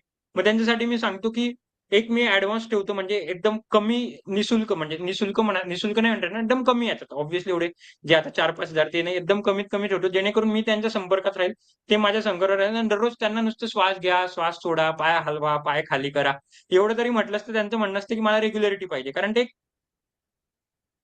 एक आपल्याला एक ती बॉन्डिंगची सवय झालेली असते आणि ती बॉन्डिंगची सवय केव्हा होते, जेव्हा ते भावना होते आणि ती भावना जेव्हा सुरुवात झाली, जेव्हा मी तुम्हाला तुमचा भाऊ केला. बाकी काही केलं नाही. हेच मी तुम्हाला म्हटलं ना, जर भाऊ नसता केला किंवा मुलगा नसतो केलं, तर मग आज आपण एवढं मोकळेपणाने नसतो बोलू शकलो. आज मी मग माझं ठरल्याप्रमाणे मी म्हटलं असतं, नाही, मला जे बोलायचं तेच तुम्ही तुमचे अनुभव सांगायचे. 10 वाजता 10:30 वाजता संपायचं. संपलं. आज अपनी ड्यूटी खत्म, मेरी खत्म, आपकी खत्म. कल सुबह 6:30 बजे मिलेंगे. पण ते तसं नाही. आणि जेव्हा ते तुम्हाला कळतं, तेव्हा गोष्टी बरोबर सुधारतात. बरोबर. म्यूटवर आहात सुनंदाताई. विचारू का मी? एक प्रश्न विचारायचा होता मला. हॅलो येस हॅलो अर्चनाताई, काय बोलताय? एक मिनिट माझी मला असं विचारायचं होतं की बीपी एकच आपला मिनिट नॉर्मल. अर्चनाताई. एकच मिनिट अर्चनाताई, मी ब्लूटूथ कनेक्ट करतो माझं. परत एकदा कनेक्ट करून बघ. येस अर्चनाताई. जसं आपण शुगर असेल तर ब्लड चेक करून आपल्याला कळतं की शुगर किती आहे, तसं बीपी कसं चेक केलं पाहिजे? की आता आपण रोज तर डॉक्टरांकडे जाऊन बीपी किंवा जेव्हा आपण चेक करतो तेव्हा नॉर्मल असेल, पण कधी वाढतो कधी कमी होतो, त्याला पॅरामीटर कसं चेक केलं पाहिजे की हा आता माझा बीपी नॉर्मल झालाय किंवा नाही आता कमी बीपी? होतं. एक मिनिट, बीपी सॉरी, परत माझ्या तेव्हा कनेक्ट होतो. बीपी कसं चेक केला पाहिजे की आपला नॉर्मल झालाय? आता मी बीपीची गोळी घेतेय रोज, पण मला हा, त्याचं चेकिंग मेथड नाही कळत आहे की मी डॉक्टरांकडे जाऊन तीनदा चेक केला पाहिजे का, सकाळ दुपार संध्याकाळ? बीपी कसा ते बीपी. बीपी चेक करायलाच नव्हे. बीपी हे चेक करायलाच नव्हे. बीपीचं प्रॉब्लेम काय होतं, तुम्ही अच्छा एक ऑब्झर्वेशन बघितलं. मी थोडं 1 मिनिटासाठी टॉपिकच्या बाहेर जातो. मी तुम्हाला जे श्वास आता नोट करायला लावलं, त्याच्यामध्ये मी एक ऑब्झर्वेशन बघा, मी तुम्हाला एकदा श्वास, जे की तुम्हाला वाटेल फार साहजिक आहे घेणं, तिथे मी तुम्हाला श्वास चेक करायला नाही लावलेले. ज्यांनी लिहून घेतले त्यांनी एकदा चेक करा परत परत. मी कुठे तुम्हाला तुमचे रेकॉर्ड करायला नाही लावलेले. एकदा त्याचे उत्तर आहे हे अर्चना त्यांच्या प्रश्नामध्ये. कोणी लिहिलेलं आहे तर बघा, तुम्ही लिहिलेलं असेल तर, किंवा मी ती माझी स्क्रीन दाखवतो जर पाहिजे असेल तर. म्हणजे 1 मिनिट थांबा, कारण अर्चना ताई लेट आल्या ना, मी स्क्रीनच दाखवतो.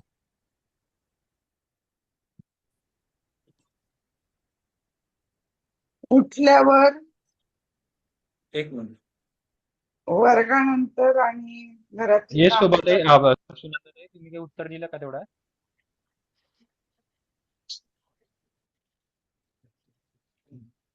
येस सुनंदाताई, तुम्ही काही उत्तर दिलं?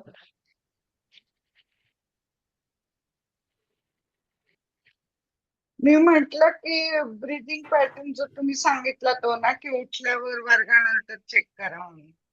म्हणजे जेवणानंतर, टीव्ही जेवणानंतर आणि घरातली कामं करताना. अजून एकदा मी नाही सांगितलंय. तुम्ही जर ऑब्झर्व केलं तर रात्री झोपताना मी नाही सांगितलेलं. झोपतायचं उठताना सांगितलंय, दुपारी सांगितलेलं, पण रात्री झोपायच्या पहिले नाही सांगितलं. याच्याने काय होतं, काय गडबड होऊ शकते बघा. आता परत तेच, आता मी प्रत्येक गोष्ट सांगत नाही तुम्हाला, पण जर तुम्ही झोपायच्या पहिले चेक केलं आणि चुकून माकून उजवी नासिका चालू असेल, तर ती उजवी नासिका चालू आहे म्हणूनच तुम्हाला झोप नाही येणार. तेच टेन्शन घेऊन की माझी तर आज उजवी चालू आहे, मग मला झोपच नाही येणार. सेम तसं बीपी घेतल्याचं होतं. जर प्रत्येक वेळेला बीपी घेत राहिलं आणि चुकून माकून, अच्छा हा, त्याच्यामध्ये पण मी तुम्हाला वॉकिंगच्या वेळेला सांगितलं होतं की ह्या ज्या आपण 120-80 जी रेंज म्हणतो, 120-80 म्हणतो, किंवा HbA1c ची 6-7 जी म्हणतो, जी काय रेंज असतो, त्या रेंज मुळात त्या रेंज नाहीच आहे. आपल्या ज्या जुन्या, जर तुम्ही 40 वर्षा पहिले, 35-40 वर्ष मेडिकल रिपोर्ट्स किंवा फिवर रिव्ह्यू रिसर्च पेपर बघाल, तर तेव्हा ही रेंज मोठ्या होत्या. या पातळ्या होत्या, म्हणजे जी आता आपली 120-80 ची होती, तेव्हा ती 135 आणि 95च्या आसपासची रेंज होती. या पातळ्या आता आपल्या कमी झालेल्या. आणि मग आपलं काय होतं, 120च्या ऐवजी 125 पण झालं, ती रिडिंग बघूनच आपलं बीपी अजून वाढायला लागतं. आणि मी नेहमी सांगतो, बीपी वाढणं हे खूप साहजिक आहे. म्हणजे त्याला घाबरायची अजिबात गरज नाही. जर आता मी बोलतो ना तुमच्याशी, माझे बीपी चेक केलं तर माझे 140 क्रॉस असेल, कारण मी बोलतोय, मला एनर्जी पाहिजे, माझ्या धमन्या नक्कीच उघडल्या असतील, जास्ती रक्त पुरवठायचं साहजिक आहे. जर माझं बीपी वाढलं नाहीये तर मी ॲबनॉर्मल माणूस आहे. कळालं का? कारण नाहीतर मी जर माझं बीपी वाढलं नाही तर मी नॉर्मल बोलू शकतो. मी एवढं जोरात तुमच्याशी बोलूच शकत नाही. जे नॉर्मल घरच्यांशी बोलतो तसंच बोलू शकतो. जर मला जोरात बोलायचं म्हणजे जास्ती एनर्जी पाहिजे, म्हणजे बीपी जास्ती, ब्लड प्रेशर जास्ती, हृदयाला जास्ती काम करायचंय ना. As simple as that. तर बीपी वाढणारच आहे. आपण हृदयाकडून कसं काय अपेक्षा धरू शकतो, की हृदय नॉर्मल असताना मी जास्ती बोलेल किंवा एखादी खेळपटू जो असतो, एखादी जो मॅरेथॉन रनर असतो किंवा एखादी असतो, तो कसं काय अपेक्षा धरेल? नेहमी तुम्ही जर आले, एखादी टेन्शन येईल तर नक्कीच बीपी धडकन हमारी बढ़ने वाली है. कारण जेव्हा टेन्शन आलेलं आहे. घाबरायचं केव्हा? खूप लक्षात ठेवायचं. घाबरायचं केव्हा? छातीत दुखलं नको केलं पाहिजे. बीपी किती येऊ द्या. माझ्या आईचं किती वेळा 155, 160 टच होते. तिला मी फक्त आलं खायला लावतो आणि एक खायचं आपलं हे पिंपळाचं पान. लसूण. पिंपळाचं पान रोज खायचं. चावून, चावून, चावून, चावून पूर्ण. आणि जेव्हा असं वाटलं, की बीपी 105, 155, 160 पण गेला. आता मी तुम्हाला कितीतरी त्यांचे स्क्रीनशॉट टाकेल मला येतात. दादा आज 140, 45 झाले. मी त्यांना म्हणतो काही टेन्शन नका घेऊ, कामाला लागा. 145, 150 अजिबात मोठे नाही. फक्त छाती, आणि छाती पण हे बघ, छाती पण केव्हा दुखू शकते? खूप वेळेला छाती दुखते. पण छाती ही ॲसिडिटीमुळे पण दुखू शकते. खूप वेळेला कन्फ्युजन होतं. माझी छाती दुखते, आपण घाबरून जातो, पण ॲसिडिटीमुळे. मग कसं लक्षात ठेवायचं? मागची पाठ नको दुखली गेली पाहिजे छातीसोबत किंवा खूप घाम नको यायला.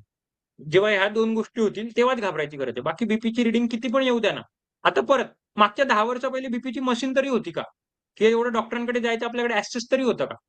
मला आठवतं माझी आई गव्हर्नमेंट हॉस्पिटलमध्ये म्हणजे staff nurse, senior staff nurse होती. तर तेव्हा मर्क्युरीचं, आता डॉक्टर मर्क्युरीचं वापरत पण नाही, आता इलेक्ट्रॉनिकचं मर्क्युरीचं बीपी मशीन होतं, ते हिरव्या रंगाचं, बघितलं असेल तर जुन्या काळाचं. हिरव्या रंगाचं ते असं हे करायचं, ते करायचं. ते कितीक लोकांकडे होतं, ते लोकांना वापरता पण येत नाही. तेव्हा तर पहिले तेच होतं. डिजिटल आत्ता आलं म्हणून आपण आता घ्यायला लागलो आणि आता 5-10 वाढलं मग आता बीपीची गोळी घ्यायला लागलो. पहिले कितीक लोकांचे बीपी जास्त असतील आपल्याला माहित पण नाही. मग ते पण जगले. उलट त्यांना आतापेक्षा कमी हार्ट अटॅक यायचे. त्यांना तर नक्कीच कमी यायचे. पण आपल्याला माहित नव्हतं त्यांना बीपी पेशंट आहे की नाही. का? आपण डायग्नोज झालो म्हणून आपण बीपी पेशंट झालो. जर आपण डायग्नोज झालो नाही तर बीपी पेशंटच नाही. म्हणून मी एक सगळ्यांना सांगतो, की वजन काटा पण बघायचा नाही. वजन काटा 1 किलोने पण वाढला, की तुम्ही सगळे टेन्शन घ्याल. मग ते ऑलरेडी 1 किलो वाढलेले पण टेन्शनने परत कोर्टिसॉल वाढेल आणि परत तुम्ही 1 किलो ते 2 किलो करून घ्याल. मी तर माझ्या घरात वजन काटाच नाहीये. जो एवढा वजनाचं शिकवतो त्याचं वजन काटाच नाहीये. आणि आपलं आता सगळ्यात मेन म्हणजे आता तुम्हाला 2 महिन्यानंतर तुम्हाला तुमचं कळून जाईल. जरी वजन हललं असेल तर चांगलीच गोष्ट, नाही पण असलं तरी ऊर्जेमध्ये फरक पडलेला आहे. आजार कमी व्हायला लागलेले आहे, इम्युनिटी वाढलेली आहे, फ्रेशनेस वाढलेलं आहे, नैराश्य वाढलेलं आहे. मग ते महत्वाचं की वजन महत्वाचं? सॉरी, नैराश्य कमी झालं. ते महत्वाचं की वजन महत्वाचं? आपण तेच ना, की आपण ह्या गोष्टींना, हे आकडे, हे जे आकडे ना, या आकड्यांमध्ये, म्हणून मी ते वॉकिंगच्या याला म्हणतो, ते 10,000 असो, की पाण्याचे 3 लिटर पाणी पिणं किंवा हे बीपीचे आकडे, थायरॉइडचे आकडे, ह्या सगळ्या आकड्यांमध्ये इतकं अडकलेलो आहे ना, पण टेक्नॉलॉजी आलेली. टेक्नॉलॉजी ज्या दिवशी नव्हती तेव्हा नव्हतं का सगळं? मग बीपी मोजूच नका. बीपी मोजताच येत नाही असं समजायचं. माझी आई स्टाफ नर्स आहे. ती पहिले येता जाता मोजायची. आता तिला नको मोजू म्हणतात. फक्त तिला विचारतो, "छाती दुखते का? छाती दुखत असेल तर मग आलं तिथे." आणि परत, आणि हां, एक अजून एक, जर अचानक वाढलं, बीपी खूप वाढलं, छाती दुखत नसेल पण वाढलेलं आहे. समजा आता 145 गेलं माझं. 145 गेलं. मला वाटतंय की 145 मला नको पाहिजे. तसं तर मी सांगतो की काही फरक पडत नाही. पण मला वाटतं की 145 मला आकडा पण नाही पाहिजे. काय करायचं? सरळ बाथरूममध्ये जायचं. बादलीमध्ये गरम पाणी घ्यायचं. बादलीमध्ये पाय टाकायचे. आता पाय टाकल्याने काय करायचं? पाय टाकल्याचं पूर्ण घाम निघू द्यायचा. पूर्ण घाम निघू द्यायचा. वरती ओलं फडकं ठेवायचं. ओलं फडकं कसं ठेवायचं? नॉर्मल टॅप वॉटर आपलं. थंड पाण्याचं नव्हे, बर्फाचं. टॅप वॉटर ओलं फडकं ठेवायचं आणि गरम पाण्यामध्ये पाय ठेवायचे. 15-20 मिनिटं पूर्ण घाम येऊ द्यायचा. पूर्ण घाम येऊ द्यायचं आणि आल्यावर येऊन ब्लँकेटमध्ये पडून राहायचं. म्हणजे अजून घाम पडू द्यायचा. आणि मग तुम्ही बीपी चेक करा. तुमचे 15 पॉइंटने बीपी हमखास कमी झालेलं असतं. आता याचं सायन्स पण सांगतो. म्हणजे मी म्हणून म्हणणार असं काही, त्याच्याने काय होतं, जेव्हा आपण गरम पाण्यामध्ये पाय टाकतो, तेव्हा गरम पाण्यामध्ये पाय टाकल्याने काय होतं, त्याला काय, कोणाला, मला तुम्ही सांगा मग मी सांगतो. मला तुमच्याकडून ऐकून घ्यायचं. काय होत असेल गरम पाण्यात पाय टाकल्याने? तुमच्या नसा मोकळ्या होतात. बरोबर आहे. आपल्या ज्या आर्टरीज आहेत, आपल्या ज्या नसा आहे, त्या नसा ओपन होतात. तेच आपण काय केलं, डॉक्टर जे तुमच्या जिभेखाली गोळी ठेवतो ती पण तीच काम करते. आलं पण तेच काम करते. ज्याला आलं पण नाही खायचं त्याने पाण्यात पाय टाका. पाण्यात पाय टाका म्हणजे काय होतं, तुमच्या नसा मोकळ्या होतात आणि रक्त पुरवठा वाहतो. रक्त पुरवठा वाढला की बीपी ऑटोमॅटिक कमी होऊन जाते. बारीक नळी आहे, बारीक नळीमधून मला 1 लिटर पाणी पाठवायचंय आणि एक जाड नळी आहे, जाड नळीमधून पण मला 1 लिटर पाणी पाठवायचंय. तर कोणत्या नळीमध्ये मला फास्ट पाणी प्रेशर लावून पाठवावं लागेल आणि कोणत्या नळीमध्ये मला नॉर्मल पाठवावं लागेल? प्रश्न समजला? एक बारीक नळी आहे, पेनची रिफिल आहे माझी. पेनच्या रिफिल मधून मला 1 लिटर पाणी सोडायचंय, बरोबर? आणि एक नॉर्मल माझ्याकडे पाईप आहे, आपला एक छोटूसा पाईप पकडाय, नॉर्मल थोडं मोठ्या तोंडाचा, आपला गार्डनचा टब, त्याच्यातून 1 लिटर पाणी सोडायचंय. कोणत्या याच्यात प्रेशर मधून मला पाणी सोडावं लागेल 1 लिटर बारीक सोडायसाठी? बारीक रिफिल बारीक सारखं पेनच्या रिफिल बारीक मधून, बरोबर आहे. आता जर मला प्रेशर कमी करायचं असेल पेनचा, की मला 1 लिटरच पाणी सोडायचं, पाणी तर मला मुझे 1 लिटर ही छोड़ना है, बट मुझे प्रेशर नहीं डालना है, तो मी काय करेल, रिफिल मोठी करेल, म्हणजे हे मोठं करेल, मोठ्या नळीतून सोडेल ना. तेच मोठ्या नळीचं काम आलं करतं, ती गोळी करते. तेच गरम पाण्यात पाय टाकल्याने करेल, तुमच्या आर्टरीज मोठ्या होऊन जातील. म्हणजे आता तुमचं बीपी, ते प्रेशर आहे ते कमी होऊन जाईल, कारण आता जागा जास्ती झाली ना रक्ताला जायला, पाण्याला जायला. तर हे गरम पाण्यात पाय टाकायचं, 15-20 पॉईंट सुरक्षात कमी होईल. येस सीमा ताई. ॲक्युप्रेशर ॲक्युपंक्चर मध्ये सुजोग मध्ये जर कोणाला हार्ट म्हणजे हे येत असेल अटॅक, तर बोटाचं रक्त काढल्या जाते, बरोबर, तेच प्रेशर रिलीज करायसाठी. प्रेशर रिलीज करायसाठी. प्रेशर, हा सगळा प्रेशरचा खेळ आहे. मी तुम्हाला तेच म्हणतो, हा सगळा प्रेशरचा खेळ आहे. रक्त काढल्याने काय होतं, तिकडून पंक्चर होतं. पंक्चर झाल्यामुळे, म्हणजे जसं टायर मध्ये प्रेशर असतं, टायर मधलं प्रेशर काढायसाठी पंक्चर केलं की सगळं प्रेशर रिलीज होऊन जातं आणि आपलं जी आर्टरी आहे ती आर्टरी मोकळी होऊन जाते, असं. तर या प्रत्येक गोष्टी असतात. तर असं काही म्हणजे माहितीसाठी ठेवायचं, पण खूप असरदार जर पाहिजे तर आलं खूप असरदार काम करतं. आणि म्हणून घरात आलं हे ठेवायचंच. जरी चहा पीत असेल, काढा पीत असेल वगैरे, आलं हे घरात पाहिजेच. आणि जेवढं चावून कारण तिखट लागतं, जेवढं डोळ्यातून पाणी येईल तेवढं चांगलं. आणि उद्या सहज मी ते हायड्रोथेरपी म्हटलं होतं ना, तेच तुमच्याकडून करून घेणार आहे. तर ते ऍक्च्युली मी बीपी साठी नाही करून घेणार होतो, पण तो बीपीचा विषय निघाला म्हणून ते मी तुम्हाला डिटॉक्स साठी करून घेणार होतो. पण त्याच्याने बीपी खूप प्रमाणात, ज्याच्याकडे बीपीचे मशीन आहे त्यांनी एक्सपेरिमेंट करा, पण तो शेवटचा एक्सपेरिमेंट करा बीपीच्या मशीन सोबत. असं तुम्ही पाणी टाकत राहा, पण त्या दिवशीपासून बीपीची मशीन लॉक करके डाल दो अंदर, बघायचं नाही बीपी.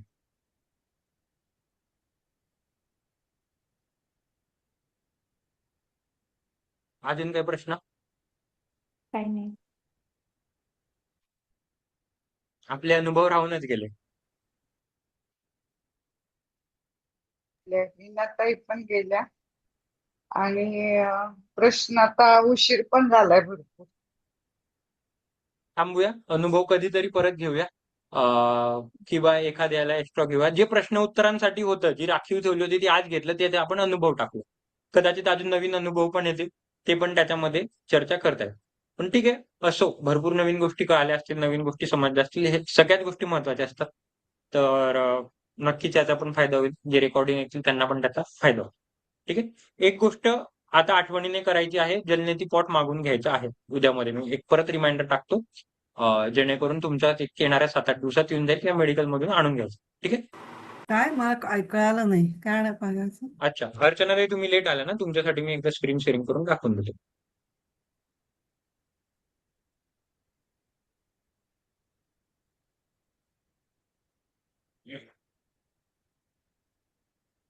मी जलनेती पॉट दाखवत होतो.